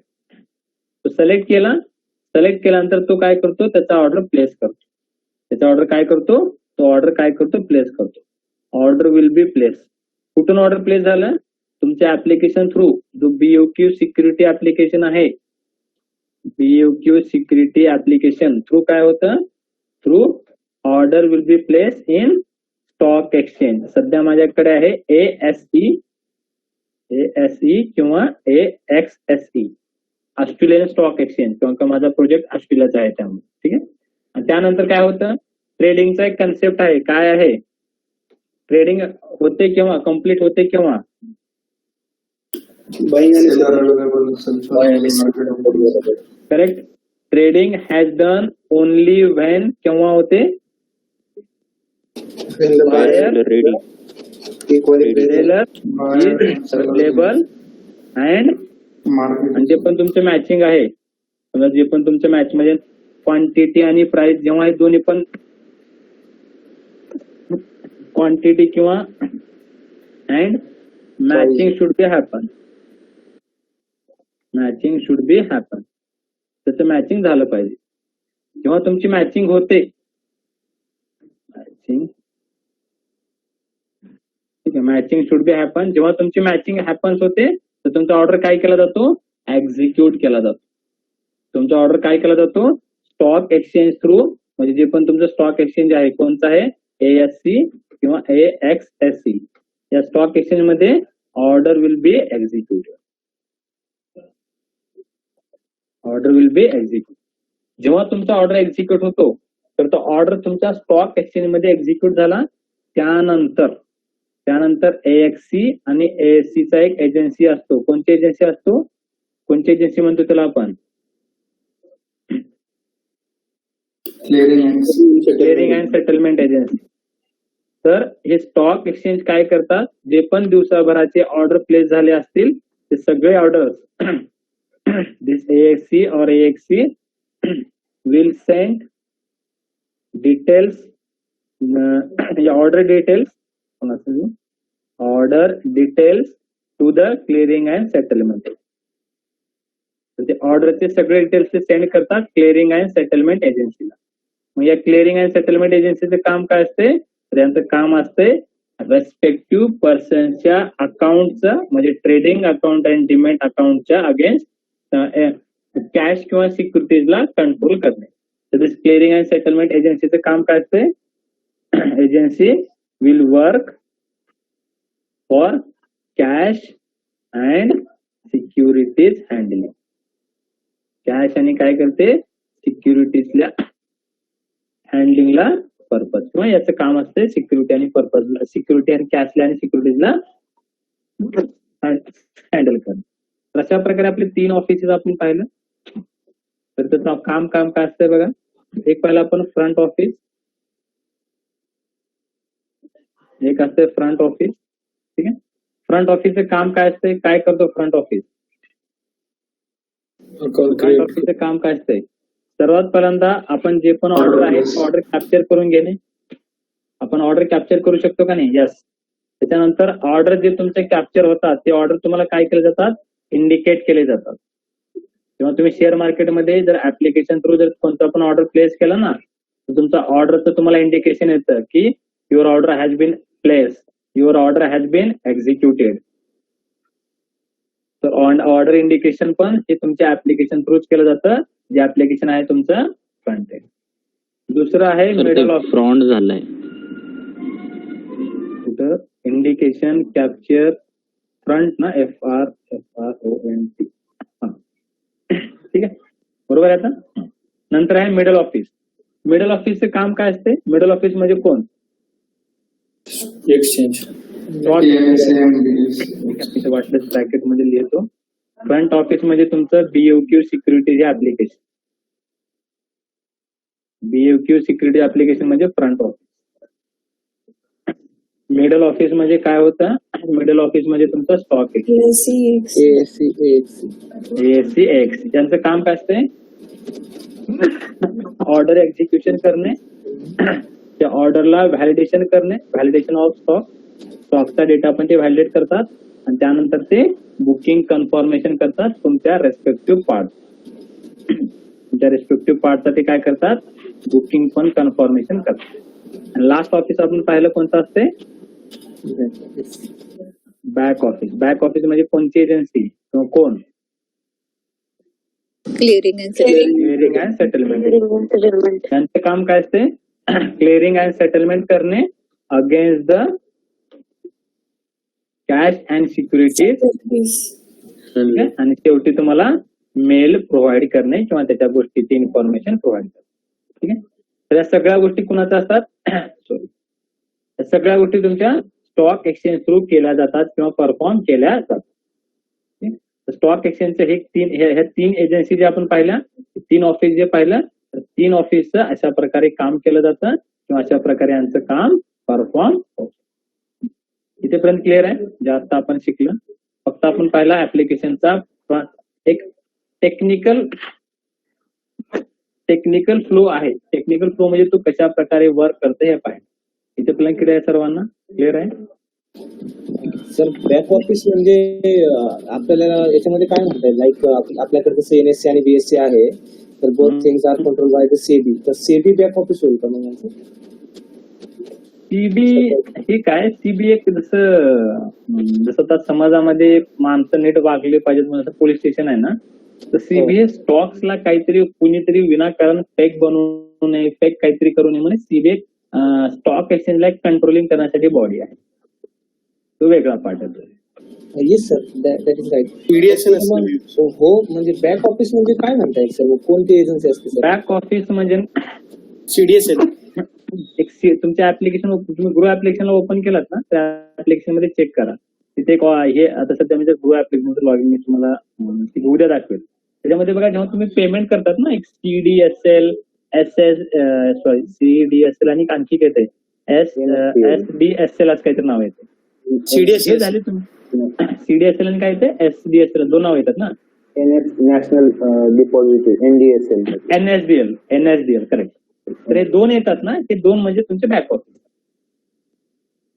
आता उद्या दाखवेल तुम्हाला ऍप्लिकेशन, जेव्हा आपण पेमेंट करतो ना, पेमेंट दाखवेल तुम्हाला साध्या किती दिसतो. Hello sir. ठीक आहे. Hello sir. बोलिये सर, माझा ना पासिंग आउट इयर 2021 आहे सर, तर मग एक्सपिरियन्स कसा लावायचा जून 2021 मध्ये? पण हा टॉपिक उद्या सर घेणार आहेत ना, नोकरी प्रोफाईल सेशन सर त्यासाठीच घेत आहे. त्याच्यात कसं त्याच्यामध्ये सगळंच क्लिअर करतात, किती एक्सपिरियन्स दाखवायचा, काय दाखवायचा, काय कसं सांगणार, सगळ्याच गोष्टी सर्व दाखवतात. Thank you sir. ठीक आहे. सर आता ह्याच्यामध्ये ना हे झालं ऑस्ट्रेलियाचं. समजा आपल्याला समजा आता US आलाय किंवा कॅनडाचा आलाय, मग सर आपण आहे ना म्हणजे काय सांगायचं, म्हणजे त्यांचे टायमिंग लक्षात ठेवायचे, त्यांचे कुठले कुठले मेन ऑफिसेस आहेत ते, असं काही तुम्हाला त्याचं काहीच हे होणार नाही. त्याचा काहीच तुम्हाला बेनिफिट नाहीये की सर हे लक्षात ठेवू का ते लक्षात ठेवू. त्याचा तसलं काहीच लागणार नाही आपल्याला. कशामुळे माहिती आहे का? नाही लागणार ना.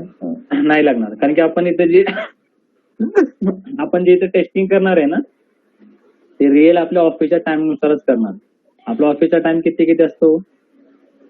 9 ते 6 ते 5 ना. आता 9 ते 6 जे पण तुम्ही ऑफिसमध्ये सांगताल तो टाइम असणार आहे. त्या टाइम मध्येच आपलं काम असणार आहे. म्हणजे सर आता त्यांच्या जे ऍप्लिकेशन आहे, त्यांचे जी सिक्युरिटी म्हणजे आपले शेअर आहेत ते आपण इथे चेक करतो असं वगैरे काय, असं सांगायचं का? असं काय फक्त प्लेस केली आणि आपण टेस्टिंग कसं केलं तो जो पार्ट आहे ना, तो आपण नंतर, आता जे मी शेवटी ना ते फक्त मी टेक्निकल फ्लो सांगितलं. नंतर आपले काही युजर स्टोरी पण घ्यायचं, कसं आपण युजर स्टोरीवरती टेस्ट केलं. अच्छा, ओके. जेव्हा आपण युजर स्टोरीवरती टेस्टिंग दाखवेल ना, त्यावेळेस मी सांगेल तुम्हाला की बाबा तर माझा शेअर मार्केटचा टायमिंग रात्रीचा आहे इंडियामध्ये, तर मी टेस्टिंग कशी केली ते आपण तेव्हा पाहू. ओके सर, ठीक आहे. ओके, आजसाठी आपला क्लास एवढंच राहील. राहिलेला क्लास अपन उद्या करतो. कल भी अपना क्लास रहेगा ऑन द सेम टाइम. कल अपना सेम टाइमिंग रहेगा. सर का क्लास है या नहीं मुझे वैसे इन्फॉर्म करिए. अगर सर का क्लास नहीं रहता तो मुझे एक बार पूछ के देखिए. आहे सर, ओके सर, ठीक आहे. संध्याकाळी दोन्ही घेणार सर. ठीक आहे, 6:30 राहील आपला सेम क्लास. 6:30. ठीक आहे. Okay, thanks. Have a nice day. Bye. Good night. Good night sir. Thank you. करायचे आपल्या प्रोजेक्ट मध्ये. काल काय बघलो आपण, बेस क्लास क्रिएट केलो, युटिलिटी क्लास क्रिएट केलो. त्याचसोबत आपल्या प्रोजेक्ट मध्ये जे फोल्डर्स असतील कोणते, ब्राउझर्स, टेस्ट डेटा, स्क्रीनशॉट साठीचे असे पण आपण तिथे फोल्डर क्रिएट केलेले. ओके, मग आता पाहू आज आपण की जो कन्सेप्ट आहे how to capture screenshot of only fail test cases, तर ते कसं आपण परफॉर्म करू शकतो तिथे. प्रत्येक जो टेस्ट केस आहे तो एक्झिक्यूट झाल्याच्या नंतर तो पास असो फेल असो तर तो एक्झिक्यूट झाल्याच्या नंतर आफ्टर मेथड मध्ये जाणारच आहे. तर आपण आफ्टर मेथड मध्ये असं काही कंडिशन लावणार आहोत की रिसेंटली जो टेस्ट केस आलेला आहे त्याचा स्टेटस आपण गेट करणार. जो पण आफ्टर मेथड मध्ये येण्याच्या अगोदरचा जो टेस्ट केस होता त्याचा रिझल्ट आपण गेट करणार आहोत. तो जर रिझल्ट पास असेल तर तुम्हाला काही करायची गरज नाही.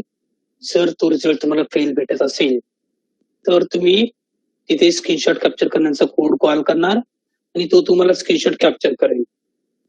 ओके, स्क्रीनशॉट कॅप्चर करून जो आपण फोल्डर क्रिएट केला स्क्रीनशॉट नावाचा त्या फोल्डर मध्ये ते स्टोअर होऊन जाईल. मग हा लॉजिक आपल्याला इथे इम्प्लिमेंट करायचं आहे. ओके, जेव्हा पण आपल्याला एखादा टेस्ट केस कम्प्लीट होऊन जाईल एक्झिक्युशनचा मग तो पास असेल फेल असेल ऍट द टेस्टच्या नंतर आफ्टर मेथड मध्ये जाईल तो एक्झिक्युशन. आफ्टर मेथड मध्ये गेल्याच्या नंतर जो पण तुमचा रिसेंटली टेस्ट केस कम्प्लीट झालेला आहे सध्यासाठी जो टेस्ट केस एक्झिक्युशन कम्प्लीट झालेला आहे त्याचा रिझल्ट आपण गेट करणार.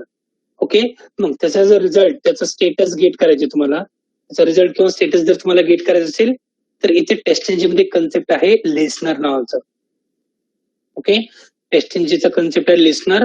मग त्या लिस्नरचा युज करून जो पण टेस्ट केसचा रिझल्ट आहे ते आपण गेट करू शकतो. मग ते रिझल्ट एक तर तुमचा पास असू शकतो फेल असू शकतो किंवा स्किप असू शकतो. या तिघांपैकी कोणता तरी तुम्हाला तिथे रिझल्ट भेटून जाईल. जर स्किप असेल तर आपण काही करणार नाही, पास असेल तरी काही करणार नाही. आपण फक्त जर टेस्ट केसचा रिझल्ट फेल असेल तरच आपण तिथे कोड कॉल करणार आहोत स्क्रीनशॉट कॅप्चर करण्याचा. ओके, तर पहा ते कशा प्रकारे इम्प्लिमेंट करणार.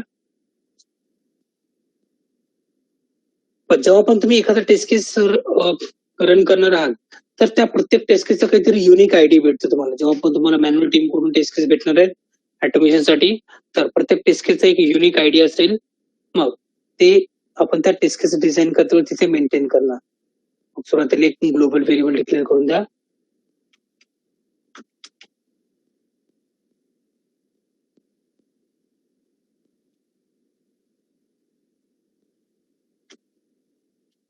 इंटिजर टेस्ट केस आयडी. ह्या टेस्ट केस आयडीची व्हॅल्यू कुठे भेटेल त्या पर्टिक्युलर टेस्ट केस मध्ये. जेवढे टेस्ट केस आहेत प्रत्येकाचे ते युनिक व्हॅल्यू आपण तिथे मेंटेन करणार. ते तुम्हाला भेटलेलं असेल प्रत्येक टेस्ट केसची युनिक टेस्ट केस आयडी असेल. मग जेव्हा हा टेस्ट केस एज्युकेशन साठी येईल तर हा जो व्हेरिएबल टेस्ट केस आयडी त्याची व्हॅल्यू सेट केलेली असेल आपण 100. तर दुसरा एखादा टेस्ट केस असता तर त्या टेस्ट केसची व्हॅल्यू काहीतरी वेगळी आपण सेट केलेलं असेल. मग हा तुमचा ऍट द टेस्ट वाला टेस्ट केस एक्झिक्यूट झाला त्याचा काहीतरी रिझल्ट असेल. रिझल्ट घेऊन तुम्ही येणार आफ्टर मेथड मध्ये. मग आफ्टर मेथड मध्ये आपण कंडिशन मेन्शन करणार आहोत की जे पण तुमचा लास्ट वाला टेस्ट केस एक्झिक्यूट झालेला आहे त्याचा तुम्ही रिझल्ट गेट करणार. रिझल्ट गेट करण्यासाठी आपण कशाचा यूज करणार आहोत टेस्ट इंजिन लिस्नर नावाचा कन्सेप्ट आहे. त्यात तो जो लिस्नर आहे तो स्वतः रिस्पॉन्सिबल आहे सध्यासाठी जो टेस्ट केस एक्झिक्यूट झाला त्याचा स्टेटस तुम्हाला गेट करून देईल. मग तो स्टेटस पास असेल फेल असेल स्किप कोणताही असू शकतो. मग ते स्टेटस गेट करण्यासाठी मग लिस्नर मीन्स एक इंटरफेसच आहे. जो टेस्ट इंजिनचा लिस्नर आहे तो एक इंटरफेस आहे. मग इथे इंटरफेस आहे तुमचा आय टेस्ट रिझल्ट ते तुम्ही कॉल करा मेथड मध्ये. येते आफ्टर मेथडचा जो मेथड आहे तिथे कॉल करा.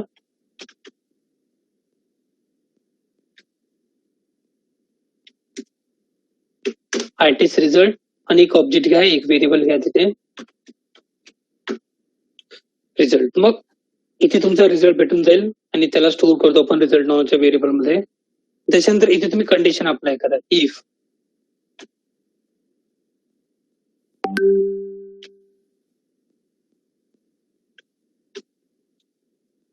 हा जो रिझल्ट नावाचा ऑब्जेक्ट आहे त्याच्यामध्ये स्टेटस असेल. कोणतं स्टेटस असेल पास फेल किंवा स्किप. मग ते जर स्टेटस तुम्हाला गेट करायचं असेल तर ऑब्जेक्ट कॉल करा रिझल्ट डॉट त्यातला स्टेटस गेट करण्यासाठी फंक्शन आहे तुमचा गेट स्टेटस.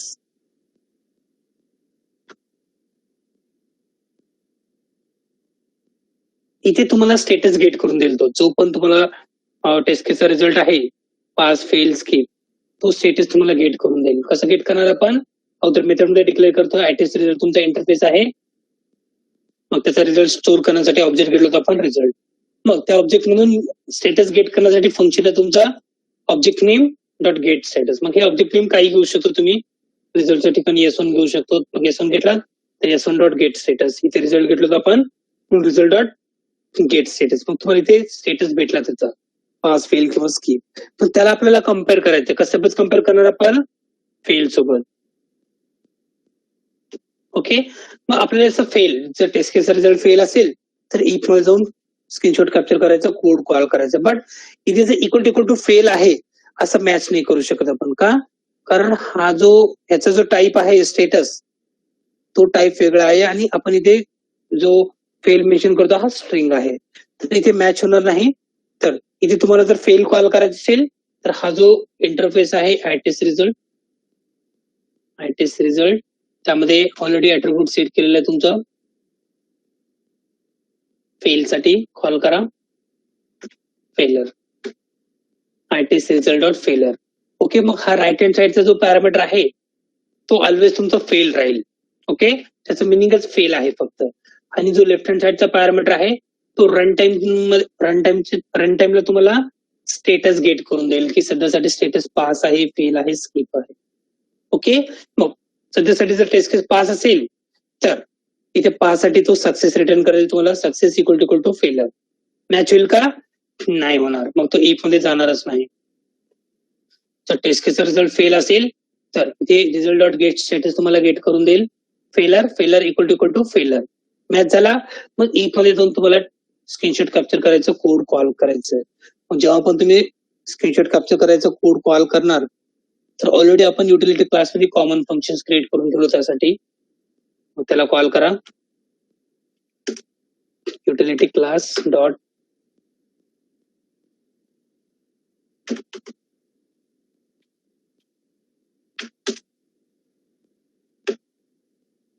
कॅप्चर स्क्रीनशॉट मध्ये फर्स्ट पॅरामीटर वेबड्रावर ऑब्जेक्ट पास करा. सेकंड पॅरामीटर तुम्ही टेस्ट केस आयडी पास करा, जे की आपण ऑलरेडी ते इनिशियलाइज केलं, ग्लोबली डिक्लेअर केलं, म्हणून त्याला आपण प्रत्येक मेथड मध्ये युज करू शकतो. फर्स्ट पॅरामीटर वेबड्रावर, तर आपला मेथड आपण काल तसं क्रिएट केलेलं आहे. कॅप्चर स्क्रीनशॉट नावाचा जो मेथड आहे त्याला फर्स्ट पॅरामीटर तुम्हाला वेबड्रावर पास करावं लागेल, सेकंड पॅरामीटर टेस्ट केस आयडी.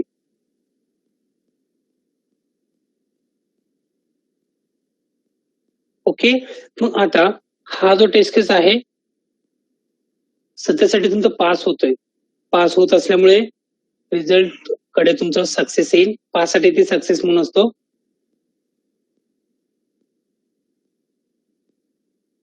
सक्सेस. ओके, रिझल्ट मध्ये सक्सेस आला, मग ते आपण गेट करतो using object name dot gate status. याला भेटला सक्सेस इक्वल टू फेलर. मॅच होईल का? नाही, मॅच नाही झाला. टेस्टचा रिझल्ट पास आहे आणि तुम्ही तिथे एक्सपेक्ट करता इफ मध्ये फेलर, तो मॅच होणार नाही आणि तो स्क्रीनशॉट कॅप्चर करायचा कोड तिथे एक्झिक्यूट नाही होणार. इन केस तुमचा जर टेस्ट केसचा रिझल्ट उद्या जाऊन फेल आला तर फेलर इक्वल टू फेलर मॅच झाला, तिथे तो कॅप्चर करायचा, स्क्रीनशॉट कॅप्चर करायचा कोड एक्झिक्यूट होऊन जाईल.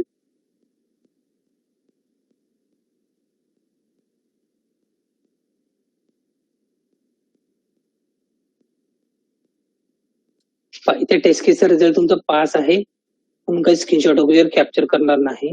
पण इथे आपण इनव्हॅलिड एक्सपेक्टेड रिझल्ट मेन्शन करूया, म्हणून तो फेल होऊन जाईल. मग त्या केसमध्ये तो स्क्रीनशॉट कॅप्चर करायला पाहिजे.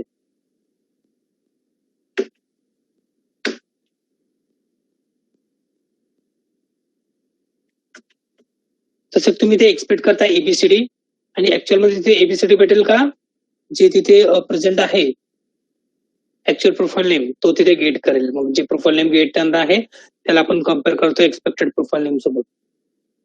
दोन्ही मॅच झाले तर टेस्ट केसचा रिझल्ट पास असेल, मिसमॅच होत असेल टेस्ट केसचा रिझल्ट फेल. मग सध्यासाठी असं इक्वल एक्सपेक्ट करतो दोन्ही रिझल्ट तुमचे सेम राहायला पाहिजे, ते डिफरंट येतील. रिझल्ट तुमचा फेल येईल, मग फेल आल्याच्या नंतर तो रिझल्ट येईल तुमच्या आयटेस्ट रिझल्टच्या ऑब्जेक्ट रिझल्ट मध्ये. मग त्याचा रिझल्ट आपण गेट करतो युझिंग गेट स्टेटस मेथड. मग तो जर तुमचा फेल येत असेल, फेल मॅच होऊन इथे स्क्रीनशॉट कॅप्चर करून तो कुठे स्टोअर करून देईल. तुम्ही इथे पाथ दिलात पहा, फोल्डर स्ट्रक्चरचाच आपण पाथ दिलेला आहे. आपला जो फोल्डर आहे त्याचाच पाथ दिलो होता आपण. तिथे जाऊन स्क्रीनशॉट नावाच्या फोल्डर मध्ये टेस्ट केसचं नेम असेल, टेस्ट केस आयडी, आणि ते तुम्ही तिकडून आयडी पाठवतात. टेस्ट केस आयडी 100, टेस्ट केस आयडी 200 अशा नावाने तुम्हाला तो स्क्रीनशॉट कॅप्चर करून देईल. रन करा. सध्यासाठी तुमचा टेस्ट केस फेल होणार आहे कारण ते एक्सपेक्टेड रिझल्ट आपण रॉंग दिलो.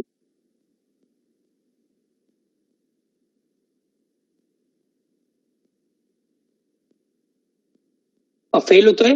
फेल झाल्याच्या नंतर तुमचं फेलर रिझन चेक करा तिथे. Fail. Both result are different. कोणते दोन रिझल्ट डिफरंट आहेत? एक्सपेक्टेड एबीसीडी बट फाउंड जे ऍक्च्युअल मध्ये आहेत तो तुम्हाला इथे शो करतोय. ओके, मग ह्या केसमध्ये तुमचा टेस्ट केस फेल झाल्यामुळे तो लॉगआउट मेथड मध्ये येऊन तुमचं इफचं कंडिशन तिथे ट्रू होईल. मग तो स्क्रीनशॉट कॅप्चर करायला पाहिजे. ओके, मग तो स्क्रीनशॉट कॅप्चर करतोय आणि तुमच्या स्क्रीनशॉट नावाच्या फोल्डर मध्ये इथे अपडेट होऊन जाईल. मग एकदा रिफ्रेश करून चेक करा, प्रोजेक्टला रिफ्रेश करा आणि स्क्रीनशॉट नावाचा फोल्डर ओपन करा. तिथे त्याच्यामध्ये इमेज, सॉरी हा फोल्डर नाहीये. मग हा जो फोल्डर आहे त्याला एक्सपांड करा. पाहिजे दिसते टेस्ट केस आयडी 100. ह्या फोल्डर स्ट्रक्चरला जाऊन ते इमेज ओपन करून पहा.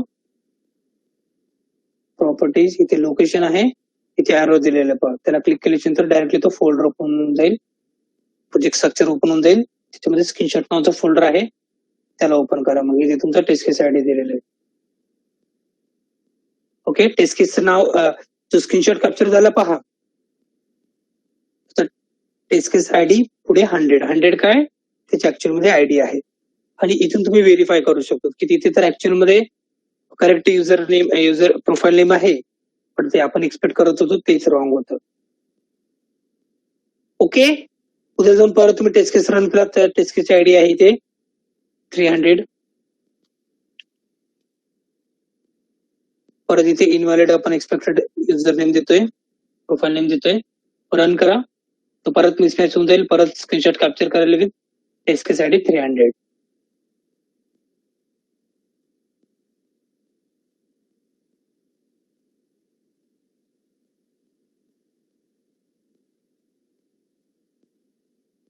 चेक करा, रिझल्ट आहे फेल.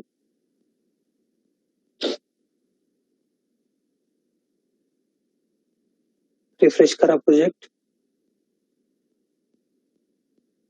दोन स्क्रीनशॉट आहेत. टेस्ट केस आयडी 100, 300. जर असेच तुमच्याकडे जर एका क्लासमध्ये 5 टेस्ट केस पैकी 2 जर फेल होत असेल तर दोघांची वेगवेगळ्या आयडीने तो स्क्रीनशॉट तुम्हाला कॅप्चर करून द्याल तिथे. ओके, मग हेच आहे लॉजिक कशाचा? Capture screenshot of only fail test case. Okay, कसं कॅप्चर करतोय? आफ्टर मेथड मध्ये आपण असं कंडिशन राईट करतोय की टेस्टिंगचा जो लिस्नर आहे लिस्नरचा यूज करून टेस्ट केसचा रिझल्ट आपण गेट करतोय आणि तो जर रिझल्ट फेल असेल तरच आपण स्क्रीनशॉट कॅप्चर करायचा कोड तिथे कॉल करतोय. तो जर पास किंवा स्किप असेल तिथे आपण स्क्रीनशॉट कॅप्चर करत नाही. क्लिअर सर्वांना? त्यासाठी तुम्हाला टेस्टिंगचा लिस्नर कन्सेप्ट यूज करायचंय. मग लिस्नर मध्ये तुमचा आय टेस्ट रिझल्ट नावाचा एक इंटरफेस आहे.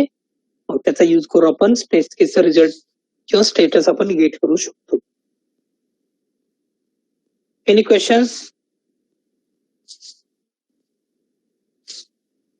Hello, no sir. No doubt? समजलेलं सर्वांना? Yes sir. Yes sir. Yes sir. Okay, एकच मिनिट.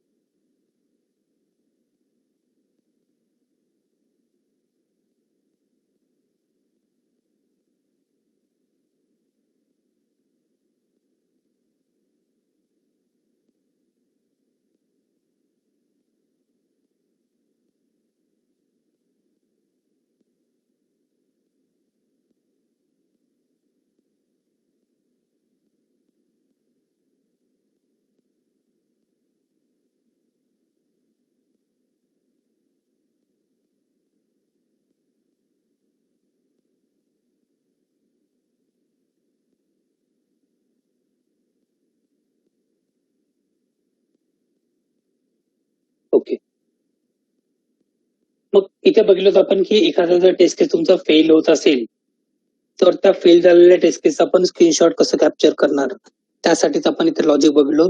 मग सर्वात अगोदर आपल्याला इथे स्टेटस गेट करण्यासाठी, एखादा टेस्ट केस जर फेल होत असेल त्याचा स्क्रीनशॉट कॅप्चर करण्यासाठी आफ्टर मेथड मध्ये आपण आयटेस्ट रिझल्ट नावाचा इंटरफेस जो की लिस्नर आहे त्याचा युज करू आपण करंट एक्झिक्यूट झालेल्या टेस्ट केसचा स्टेटस गेट करतोय. तो जर स्टेटस फेल असेल तर आपण तिथे स्क्रीनशॉट कॅप्चर करण्याचा कोड कॉल करतोय. That's it.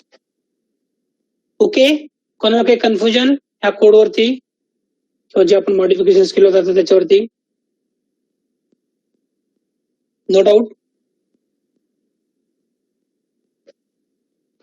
Hello yes sir, आपल्याला टेस्ट केस फेल झाल्यानंतरच कॅप्चर करावं लागेल का स्क्रीनशॉट, म्हणजे जेव्हा आपण वर्किंग मध्ये काम येस, करतो तेव्हाच कॅप्चर करतो. कारण आता ऐका की तुमच्याकडे जर 1000 टेस्ट केस तुम्ही रन करताय आणि जर प्रत्येक केसमध्ये जर कॅप्चर करत असेल स्क्रीनशॉट तर 1000 पैकी 900 पास आहेत आणि 100 फेल आहेत. ओके, तर असे टोटल म्यूट कर निखिल 1000 स्क्रीनशॉट कॅप्चर होतील जर सर्वांचे तुम्ही कॅप्चर केलात. तर त्या 1000 पैकी कोणते पासचे आहेत कोणते फेल हे थोडं डिफिकल्ट जाईल ना तुम्हाला. त्या केसमध्ये जर एखादा टेस्ट केस पास आहे तर त्याचे स्क्रीनशॉट कशाला पाहिजे तुम्हाला, त्याच्यामुळे तो आपण कॅप्चर नाही करत. आपण असे स्क्रीनशॉट मेंटेन करणार जे तुमचा टेस्ट केस रिझल्ट फेल होत आहे तिथेच तुम्ही स्क्रीनशॉट कॅप्चर करा. ओके, मग ते अनालिसिस साठी पण तुम्हाला इझी जाईल आणि प्रत्येक स्क्रीनशॉटच्या पुढे आपण तिथे टेस्ट केसची आयडी पण देतोय. मग जो टेस्ट केस आयडी तुम्ही अनालिसिस करताय, जो टेस्ट केस तुम्ही अनालिसिस करता त्याचा आयडी पाहून पण आपण इझिली चेक करू शकतो की हा जो फेलर आहे ह्या फेलरसाठी हा स्क्रीनशॉट कॅप्चर झालेला आहे. Okay Nikhil? Yes sir.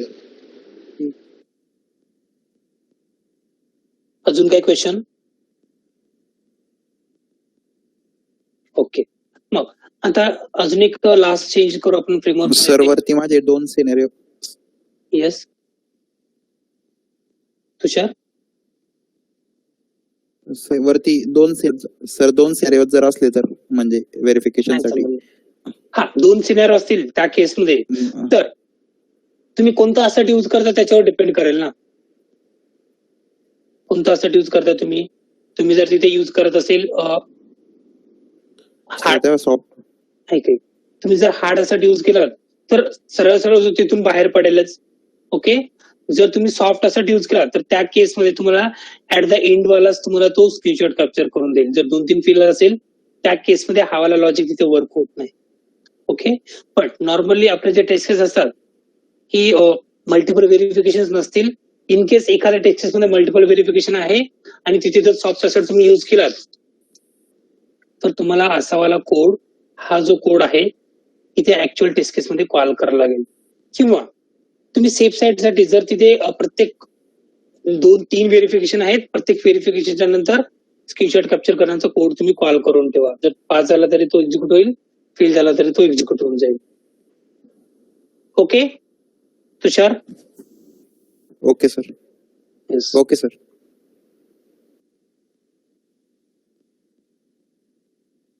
Okay, मग आपला फ्रेमवर्क मध्ये अजून एक इम्पॉर्टंट आता हे सगळे आपण पॅरामीटर स्टडी करतोय फ्रेमवर्कचे, कोणते कंपोनंट स्टडी करतोय कोणते जसं की आपण सुरुवातीला डेटा ड्रिव्हन फ्रेमवर्क स्टडी केलो, त्याच्यानंतर आपण डेटा ड्रिव्हन मध्ये पेज ऑब्जेक्ट मॉड्यूल इंटिग्रेट केलो, त्याच्यासोबत आपण इंटिग्रेट केलेले टेस्ट इंजिन.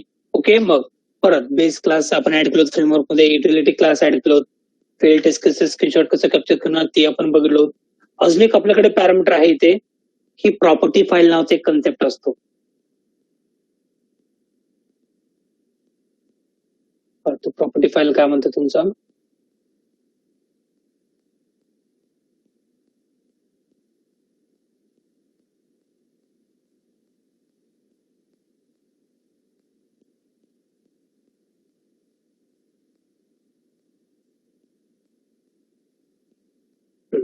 प्रॉपर्टी फाईल काय म्हणताय?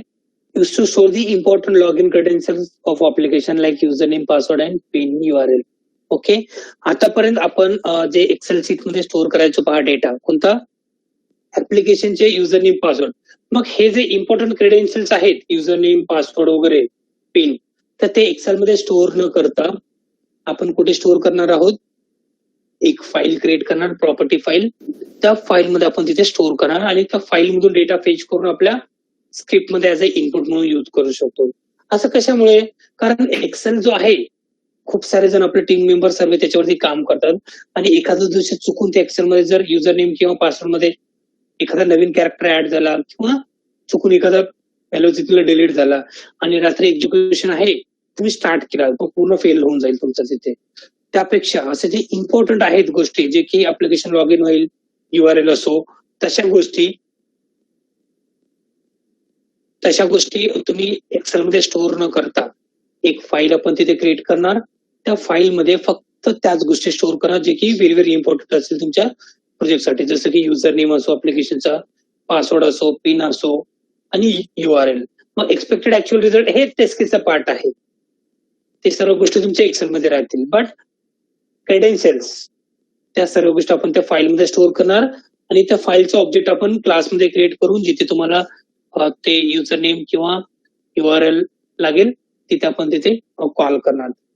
ओके, मग पाहू आपण इथे की कशा प्रकारे प्रॉपर्टी फाईल आपण प्रोजेक्ट मध्ये इम्प्लिमेंट करू शकतो.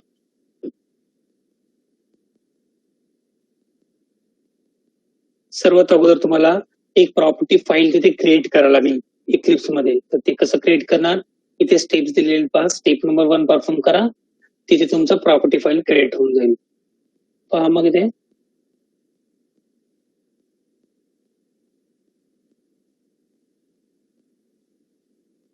तुमचा जो प्रोजेक्ट स्ट्रक्चर आहे ते त्या प्रोजेक्ट स्ट्रक्चर मध्ये तुम्हाला एक प्रॉपर्टी फाईल क्रिएट करायची. कशासाठी? Important credentials, important files, important information store करण्यासाठी. तर त्या केसमध्ये सर्वात अगोदर प्रोजेक्ट वरती राईट क्लिक करा, त्याच्यानंतर न्यू, ऑदर्स. ऑदर मध्ये गेल्यानंतर परत इथे ऑप्शन आहे पहा, जनरल. ओके, जनरलला क्लिक करा. जनरल फोल्डरला एक्सपांड करा तुम्ही तिथून. त्या जनरल फोल्डर मध्ये परत एक ऑप्शन आहे तुमचा फाईल. त्या फाईलला क्लिक करून नेक्स्टला क्लिक करा. ओके, मग इथे तुम्हाला त्या प्रॉपर्टी फाईलचं नेम मेन्शन करायचंय. नेम मेन्शन करते वेळेस नेम तुम्ही काही देऊ शकतो, बट त्या नेमच्या पुढे एक एक्सटेन्शन तुम्हाला द्यावं लागेल. जसं इमेजचं एक्सटेन्शन असतंय JPG वगैरे, तर प्रॉपर्टी फाईलचं एक्सटेन्शन असते डॉट प्रॉपर्टीज. ओके, मग प्रॉपर्टी फाईल क्रिएट करण्यासाठी त्या फाईलचं नाव तुम्हाला दिल्याच्या नंतर त्याचं एक्सटेन्शन द्या डॉट प्रॉपर्टीज. ओके, मग फाईलचं नेम देऊ आपण इथे प्रॉपर्टी फाईल किंवा दुसरं पण काही देऊ शकतो तुम्ही, ABCXYZ. आपण इथे फाईलचं नेम देतो property file dot properties. Property file dot properties finish करा. तुमच्या प्रोजेक्ट स्ट्रक्चर मध्ये ते प्रॉपर्टी फाईल क्रिएट होऊन जाईल. ओके, परत एकदा पहा कसं क्रिएट करणार आपण. Right click on project name, new, others. Others मध्ये जनरल मध्ये फाईल आहे, त्याला क्लिक करून नेक्स्टला क्लिक करा आणि ते फाईल नेम मेन्शन करा with extension dot properties.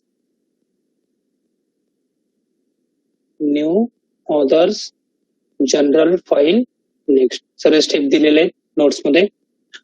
Property file तुमचा क्रिएट झाला. मग इथे जे प्रॉपर्टी फाईल आहे त्याच्यामध्ये तुम्हाला त्या स्टेप नंबर 2 काय करायचंय? Storing data into property file. Okay, data is store in property file in the form of keys and value pairs. Okay, with key being a unique across the files. तुम्ही जे पण data store करणार आहात keys आणि value form मध्ये ते data store करणार आणि जे पण कीज असतील युनिक असतील पूर्ण फाईल मध्ये. ओके, डुप्लिकेट कीज नसतील, जसं की युजर नेम,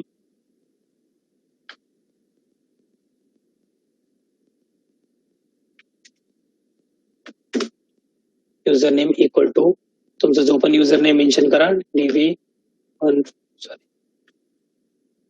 जे वर्किंग आहेत सध्यासाठी तेव्हाला घ्यावं लागतील आपल्याला क्रेडेन्शियल्स.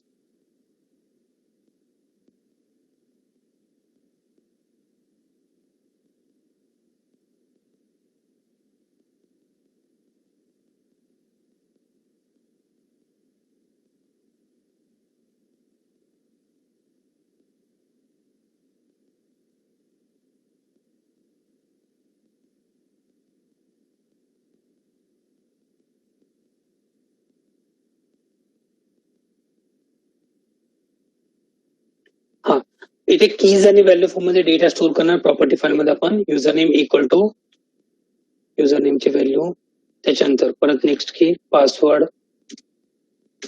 इक्वल टू पासवर्डची व्हॅल्यू कॉपी करा सध्यासाठी,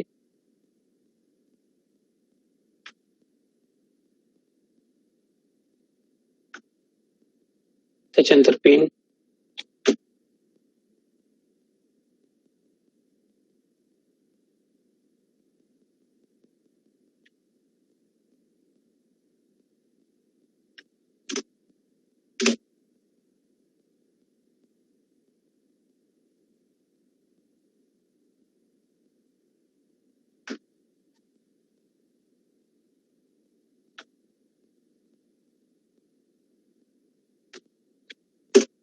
ऍप्लिकेशन URL आहे ते पण आपण इथेच मेन्शन करणार आहोत.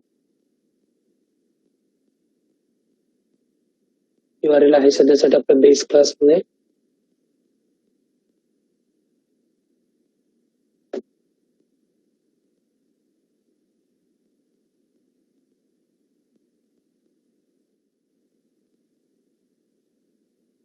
ओके, 2 स्टेप आपण क्रिएट केलं होते प्रॉपर्टी फाईल साठी. कोणते कोणते 2 स्टेप?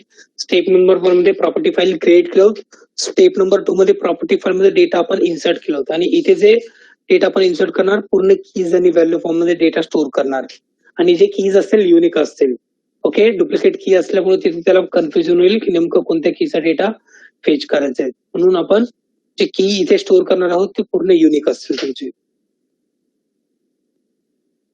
त्याच्यानंतर स्टेप नंबर 3 काय म्हणतो पहा, reading data from property file. मग तुम्हाला डेटा रीड करायचं, पण हा डेटा रीड करण्यासाठी आपण परत आपला जो युटिलिटी क्लास आहे कॉमन फंक्शन क्रिएट करणार, read data from property file किंवा get data from property file. तर पहा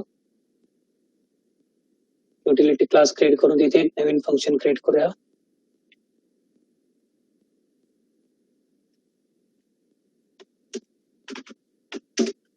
public static void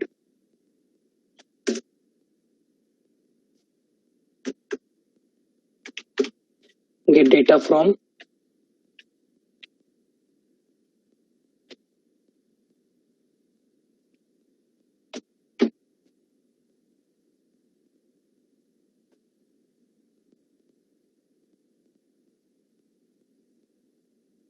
get data from property file. Okay, मग ह्यामध्ये तुम्ही तुमचा जो कोड लॉजिक आहे एक प्रॉपर्टी फाईलचा डेटा रीड करण्याचा ते इथे मेन्शन करा. त्यामध्ये एक एक स्टेप परफॉर्म करा तुम्ही. स्टेप 1 मध्ये काय म्हणताय की तुमचं जो जसं की एक्सेलचा डेटा फेच करण्यासाठी एक्सेलच्या पाथ पर्यंत आपण नेव्हिगेट करणार, इथे पण तेच आहे की तुम्हाला प्रॉपर्टी फाईलचा डेटा रीड करण्यासाठी प्रॉपर्टी फाईल पर्यंत तुम्ही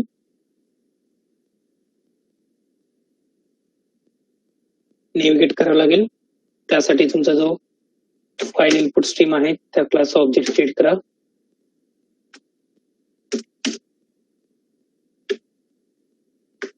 इथे कन्स्ट्रक्टर मध्ये त्याचा पाथ मेन्शन करा.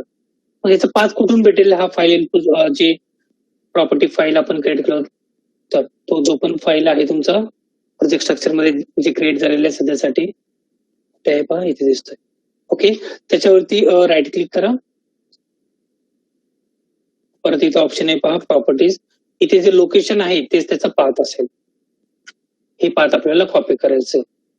जो पण तुमचं प्रॉपर्टी फाईल आहे त्याच्यावरती तुम्ही राईट क्लिक करणार, प्रॉपर्टीज, आणि हा जो पण पाथ आहे कॉपी करा तिथून. ते मेन्शन करा फाईल इनपुट स्ट्रीम क्लासच्या कन्स्ट्रक्टर मध्ये. ओके, मग इथे तुम्ही फक्त एक्सेल पर्यंत पोहोचलात, आपल्या प्रॉपर्टी फाईल पर्यंत तुम्ही पोहोचलेला आहे. त्याच्यानंतर नेक्स्ट काय करायचंय, आता तुम्हाला डेटा रीड करायचंय प्रॉपर्टी फाईल मधून. डेटा रीड करण्यासाठी त्या प्रॉपर्टी फाईल अगोदर तुम्हाला लोड करावं लागेल. ओके, अगोदर त्याला ओपन करण्यासाठी अगोदर इथे लोड करावं लागेल. मग ते लोड करण्यासाठी किंवा त्या प्रॉपर्टी फाईलला ओपन करण्यासाठी प्रॉपर्टीज नावाचा क्लास आहे, त्यामध्ये नॉन स्टॅटिक मेथड तुम्हाला कॉल करावं लागेल. मग नॉन स्टॅटिक असल्यामुळे मेथड त्याचा ऑब्जेक्ट क्रिएट करा, properties p equal to new properties. Okay, properties class आपण ऑब्जेक्ट क्रिएट केलं.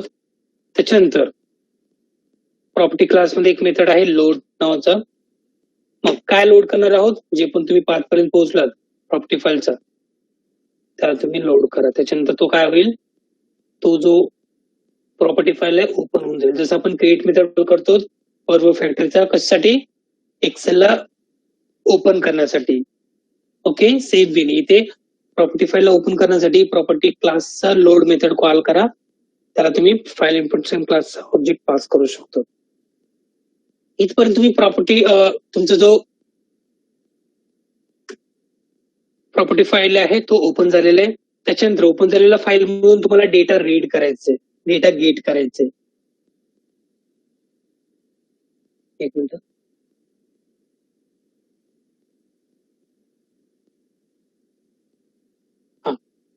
प्रॉपर्टी फाईल तुमचा ओपन झालेला आहे. तुम्हाला आता त्या ओपन झालेल्या फाईल मधून डेटा तुम्हाला रीड करायचा आहे. रीड करण्यासाठी इथे प्रॉपर्टीज क्लासमध्ये परत एक नॉन स्टॅटिक मेथड आहे. जसं तुमचं लोड आहे तसं परत एक नॉन स्टॅटिक मेथड आहे, पी डॉट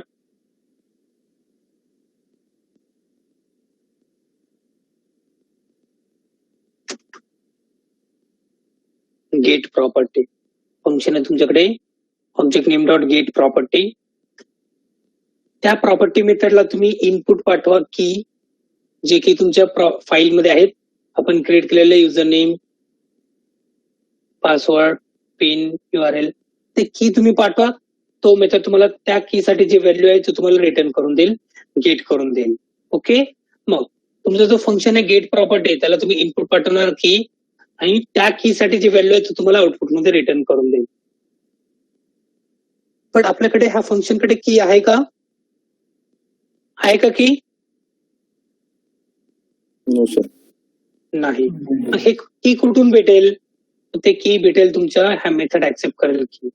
इथे मेन्शन करा स्ट्रिंग की, जी पण तुम्हाला की ऍक्सेप्ट करता तुम्ही त्या मेथडला कॉल केल्यानंतर जे तुम्ही की पाठवणार आहात ते की तुम्ही पाठवते गेट प्रॉपर्टीला ऍज अ इनपुट. त्याच्यानंतर हा मेथड काय करेल, त्या की साठी जे व्हॅल्यू आहे तुम्हाला इथे रिटर्न करेल. मग त्याला तुम्हाला स्टोअर करावं लागेल. ओके, हे जे पण व्हॅल्यूज आहेत सर्व तुमच्या स्ट्रिंग टाईप मध्ये असतील. इथे जे डेटा आपण स्टोअर करतोय सर्व ऍज अ स्ट्रिंग म्हणून तिथे रीड करतो. इथे व्हॅल्यू भेटलेलं आहे, पण हे व्हॅल्यू ह्या मेथड मध्ये युज करून काय करायचं आपल्याला नाही. ह्या मेथडला तुम्ही कॉल करणार, इनपुट देणार की तो मेथड तुम्हाला आउटपुट देईल व्हॅल्यू. मग ह्या मेथडला तुम्ही मेथड विथ रिटर्न टाईप मध्ये कन्वर्ट करून द्या. कारण जेव्हा आपण क्लासमध्ये ह्या मेथडला तुम्ही कॉल करणार तर त्या क्लासमध्ये ह्या मेथडला कॉल करून तुम्ही इनपुट देणार की तो तुम्हाला आउटपुट व्हॅल्यू रिटर्न करायला पाहिजे. मग एका मेथडचं व्हॅल्यू तुम्हाला दुसऱ्या क्लासमध्ये किंवा दुसऱ्या मेथडमध्ये युज करायचं असेल तर त्याला तुम्ही कन्वर्ट करून द्या मेथड विथ रिटर्न टाईप मध्ये, जो की सध्यासाठी रिटर्न टाईप नाहीये, फक्त वाईड आहे. तर इथे तुम्ही व्हॅल्यू रिटर्न करून द्या. रिटर्न काय रिटर्न करणार तुम्ही, व्हॅल्यू. परत तिथे एरर देईल, काय एरर देईल, जो व्हॅल्यू तुम्ही रिटर्न करता त्याचा टाईप काय ते स्ट्रिंग. वाईडच्या ठिकाणी मेन्शन करा तुम्ही ते स्ट्रिंग. आता हा जो मेथड आहे रेडी झालेला आहे, हे डेटा फेच करण्यासाठी आपण त्याला युज करू शकतो. ओके, त्याला तुम्ही इनपुट द्या स्ट्रिंग की, तो तुम्हाला आउटपुट देईल स्ट्रिंग व्हॅल्यू. जे पण तुमचे प्रॉपर्टीज आहेत तुम्ही मेथडला की पाठवणार, तो तुम्हाला त्या की साठी व्हॅल्यू तुम्हाला रिटर्न करून देईल. ओके, मग ह्या मेथडला आता कुठे युज करणार आपण, जे पण तुमचे स्क्रिप्ट मध्ये इम्पॉर्टंट लॉग इन क्रेडेन्शियल तुम्ही युज केलात, कुठे कुठे युज केलं आपण, जसं की सर्वात अगोदर बेस क्लासमध्ये तुम्ही युज केलेलं आहे URL. आणि हा जो मेथड आहे त्याला स्टॅटिक बनवा. ऑलरेडी स्टॅटिक आहे त्यामुळे डायरेक्टली क्लास नेम आपण युज करू शकतो, class name dot method name. इथे जे URL तुम्ही मेन्शन करा ते डायरेक्टली हार्डकोड न करता आपण त्या फाईल मध्ये ऍक्सेप्ट करणार. ओके, मग क्लास नेम आहे तिथे युटिलिटी,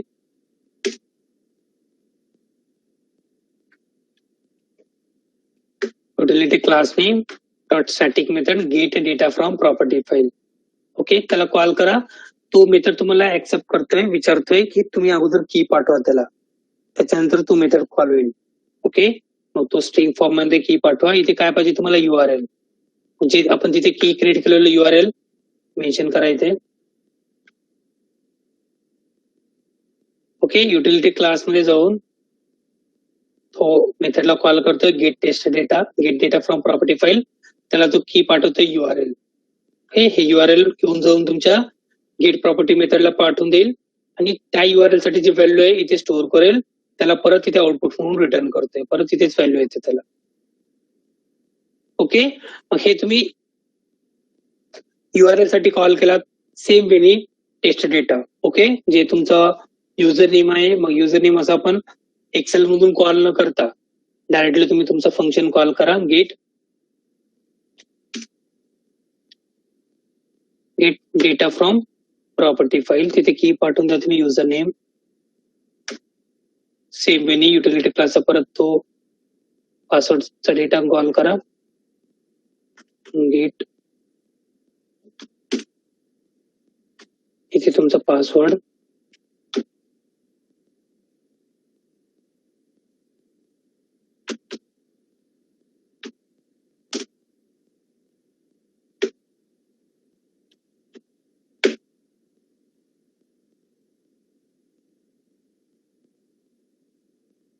URL झालंय सर, हा. पिन आहे तिथं. Yes email sir. पिन. मग हे जे एक्सपेक्टेड रिझल्ट आहे त्याला तर आपण काही चेंज करणार नाही, तो तर तुमचा एक्सेल शीट मधूनच येईल. ओके, कारण तो स्क्रिप्टचा पार्ट आहे. जे तुमचे क्रेडेन्शियल्स आहेत तेच आपण प्रॉपर्टी फाईल मध्ये स्टोअर करून तिथे इकडे फेच करतोय. मग आता स्क्रिप्टला रन करून पहा. आता तुमचे इम्पॉर्टंट क्रेडेन्शियल्स एक्सेल मधून न घेता तो प्रॉपर्टी फाईल मधून घेतोय आणि बाकीचे स्क्रिप्टचे इनपुट तुमच्या एक्सेल मधून घेणार. होता वर्क, रिझल्ट चेक करा. बस. ओके, मग हा झाला concept of property file. Property file मध्ये फक्त इम्पॉर्टंट व्हॅल्यूज आपण स्टोअर करणार, जसे की युजर नेम, पासवर्ड, पिन आणि URL. ओके, मग ते स्टोअर करण्यासाठी प्रॉपर्टी फाईल आपण क्रिएट केलो. त्यासाठी तुम्हाला सर्वात अगोदर काय करावं लागेल, फाईल क्रिएट करण्यासाठी प्रोजेक्ट वरती राईट क्लिक करून न्यू ऑर्डर मध्ये जाऊन जनरल मध्ये फाईलला क्लिक करा. नेक्स्ट इथे एक फाईल नेम मेन्शन करा with dot properties extension, finish करा. तो फाईल क्रिएट होऊन जाईल. त्या फाईल मध्ये कीज आणि व्हॅल्यू फॉर्म मध्ये डेटा तुम्ही स्टोअर करणार. जे पण कीज असतील युनिक असतील तिथे. ओके, की आणि व्हॅल्यू स्टोअर करा. त्याच्यानंतर एक बेस क्लासमध्ये युटिलिटी क्लासमध्ये एक कॉमन फंक्शन क्रिएट केलं, जो की त्याला तुम्ही की पाठवा, तो तुम्हाला व्हॅल्यू रिटर्न करून देईल. मग त्याचा कोड काय म्हणतोय, अगोदर प्रॉपर्टी फाईल पर्यंत तुम्ही पोहोचा. त्याच्यानंतर त्याला ओपन करण्यासाठी तुम्हाला लोड मेथड कॉल करायचे, जो की प्रॉपर्टी फाईलचा आहे. प्रॉपर्टीज क्लास आहे तो नॉन स्टॅटिक मेथड, म्हणून प्रॉपर्टीज क्लास अगोदर ऑब्जेक्ट क्रिएट करून object name dot load method call करतोय. त्याच्यानंतर त्याच प्रॉपर्टीज क्लास एक नॉन स्टॅटिक मेथड आहे क्रिएट गेट प्रॉपर्टी, त्याला तुम्ही इनपुट की पाठवा, तो त्या कीचा व्हॅल्यू तुम्हाला रिटर्न करून देईल. त्यालाच इथे मेथडचा व्हॅल्यू तुम्हाला रिटर्न करतोय. हा झाला तुमचा method with return type function. Okay, मग जिथे पण तुम्हाला हे युजर नेम, पासवर्ड, पिन आणि URL यूज करायचे, तिथे directly class name dot static method call करून तुमचा स्ट्रिंग की पाठवा, तो तुम्हाला डायरेक्टली व्हॅल्यू रिटर्न करून देईल. ओके, हा झाले आजचे दोन कन्सेप्ट तुमचे. Capture screenshot of only fail test case in property file. Okay, इथपर्यंत काय डाऊट कोणाला या प्रॉपर्टी फाईल मध्ये? सर, आपण जी प्रॉपर्टी फाईल जी क्रिएट केलेली आहे ना, त्याच्यामध्ये तुम्ही कीजला नंबरिंग केलेलं आहे, ते कंपल्सरी आहे का? नाही, नंबरिंग नाही दिलेलं मी. हे नंबर ऑटोमॅटिक क्रिएट होत तिथे. ओके, मी नाही दिलेलं तिथे. ओके ओके येस, जसं की एंटर करून एक्सटर्नल ऑटोमॅटिक नंबर येते तिथे. Okay, thank you. अजून काही? सर, जो पिन आहे तो मग स्ट्रिंग डेटा म्हणून हे करतोय की मग इंटिजर? इथे प्रॉपर्टी फाईल मध्ये सर्व डेटा स्ट्रिंग म्हणूनच राहील तिथे. तुमचा दुसरा कोणता टाईपचा डेटा नसेल. Okay sir. येस. अजून काही क्वेश्चन्स? सर, फक्त टेस्ट डेटा स्टोअर करण्यासाठीच आपण प्रॉपर्टी फाईल यूज करणार का? टेस्ट डेटा नाही, इम्पॉर्टंट म्हणजे क्रेडेन्शियल्स. इम्पॉर्टंट क्रेडेन्शियल्स तेवढे. टेस्ट डेटा एक्सेल शीट मध्ये राहील, जे ऑटोमेशनच्या टेस्ट केससाठी इनपुट लागणार आहे, जसं की एक्सपेक्टेड रिझल्ट असो, किंवा पुढे जाऊन तुम्हाला एखादा स्टॉक सर्च करायचं तर स्टॉकचं नाव कुठे असेल एक्सेल मध्ये. ऍक्च्युअल टेस्ट केसचा डेटा तुमचा एक्सेल मध्ये राहील आणि जे बाकीचा तुमचा जो हा इम्पॉर्टंट क्रेडेन्शियल ते प्रॉपर्टी फाईल मध्ये राहील. ओके. अजून काही? सर यामध्ये स्पेसेस चा इम्पॅक्ट होतो का? नाही, स्पेसेसचं काही एवढं. सर जे व्हेरिएबल पिन आहे त्या ठिकाणी जर आपण युजर नेम मेन्शन केलं तर सर ऑलरेडी युजर नेम नावाचा व्हेरिएबल आहे ना वरती जयेश. डुप्लिकेट की क्रिएट जर केला तुम्ही तर फर्स्ट वाला कीच व्हॅल्यू तो गेट करेल. मग सेकंड वाला जे डुप्लिकेट की क्रिएट केला त्याचं काही मिनिंग राहील का?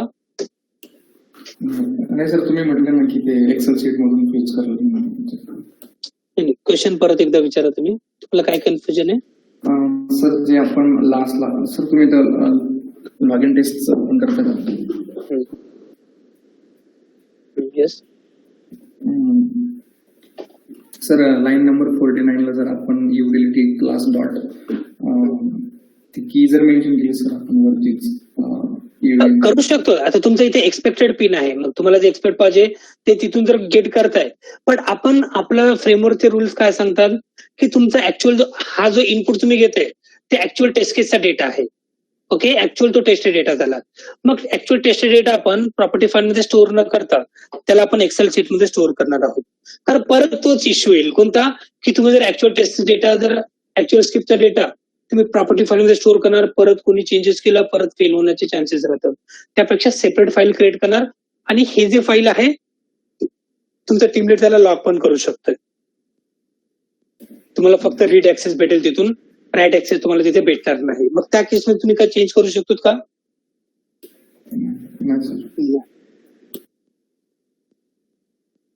अजून काही क्वेश्चन्स?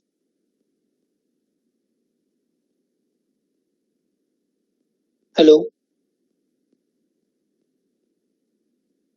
No doubt. ओके, मग इथपर्यंत आपण फ्रेमवर्क जो आहे एक बेसिक फ्रेमवर्क आपण इथे क्रिएट केलेला आहे.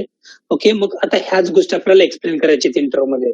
ओके, मग उद्याला मॉर्निंगला जो सेशन आहे 7:15 ला घेऊ आपण सेशन. 7:15 ला स्टार्ट करून घेऊ आपण. ओके, मॅक्स 2-3 मिनिटं आपण तिथे वेट करूया. 7:15 ते 8:30 पर्यंत आपण सेशन घेऊया. ओके, मग तिथे आपल्याला एक प्रोजेक्ट स्टडी करायचा आहे, मेवन प्रोजेक्ट. हे जे पण आपण स्टडी करतोय ते पूर्ण आपण मेवन प्रोजेक्ट काय असतो ते कसं क्रिएट करणार ते पाहू आणि हा सर्व कोड आपण तिकडे मूव्ह करूया. ओके, मग तो तुमचा आता हे फ्रेमवर्क रिलेटेड लास्ट चेंजेस राहतील. तिथून पुढे फक्त तुमची थेरॉटिकल पार्ट राहील. Okay, yes. अजून काही डाऊट कोणाला आजच्या सेशन वरती? सर ते आय टेस्ट रिझल्ट जे आहे ते इनबिल्ट फंक्शन आहे का? ते टेस्टिंगचा इंटरफेस आहे. जेव्हा तुम्ही टेस्टिंग इन्स्टॉल करता त्यासोबत तो इनबिल्ट इंटरफेस तुमचा येऊन जाईल. इथून पाहू शकतो तुम्ही कुठे प्रेझेंट येतो org.testng.iTest रिझल्ट. org.testng पॅकेज आहे, त्यामध्ये तुमचा iTest रिझल्ट नावाचा इंटरफेस आहे. सर हे लिस्नर तुम्ही जे बोलले, लिस्नर हा या कन्सेप्टच्या अंडर येतं का सर? कन्सेप्ट आहे तुमचा लिस्नर, त्यामध्ये इंटरफेसेस आहेत ते सर्व. सर ये p.load फाइल जो था वो फाइल लोड करने के लिए था प्रॉपर्टी? हाँ, ओपन करने के लिए. एक बार आपका फाइल ओपन हो गया तो उसमें से डेटा आप रीड कर सकते हो. किधर है वो फंक्शन? देखो, p.load का मीनिंग क्या है? लोड तो आपका यहाँ पे हो रहा है. देखो, लोड यानी आपका उस पार्ट तक आप पहुंच रहे हो, इसको लोड भी बोल सकते हो. आप फाइल ओपन करने के लिए भी वो फंक्शन आप यूज कर सकते हो. ओके, तो एक बार आपका फाइल लोड होगा तो लोड नहीं करेगा. ये फंक्शन अगर कॉल नहीं किया आपने तो लोड नहीं होगा, फिर आपका ये डेटा कॉल नहीं करेगा वहां से, ये कुछ काम नहीं करेगा. Okay, okay sir. देखो, जब तक आप लोड नहीं करोगे ये जो प्रॉपर्टी फाइल का फंक्शन कॉल करके उसको की पास करके कुछ मीनिंग रहेगा क्या? No sir. अगर आप लोड ही नहीं किया, कोई फाइल आपने लोड नहीं किया तो डायरेक्टली अगर की पास करे उसे तो किसका रेफरेंस लेके वो की गेट करके देगा आपको, क्योंकि प्रॉपर्टीज क्लास में तो कुछ डेटा है ही नहीं. Okay, yes sir, thank you sir.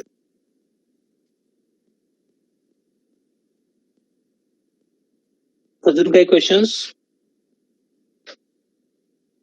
ठीक आहे, मग काही क्वेश्चन नसतील तर आज थोडं लवकर स्टॉप करू आपण. हे चेंजेस करा तुम्ही, मग उद्याला मॉर्निंग आपण कंटिन्यू करू सेशन. Okay, okay sir. हे प्रॅक्टिस करून घ्या आजच्या आज. कारण हे जे पूर्ण कोड आहे ते आपण आपल्या नवीन प्रोजेक्ट मध्ये मूव्ह करणार आहोत उद्या मॉर्निंग. ठीक आहे, मग स्टॉप करायचा. Yes sir. Yes sir. Okay, ठीक आहे. चलो बाय, थँक्यू, गुड नाईट.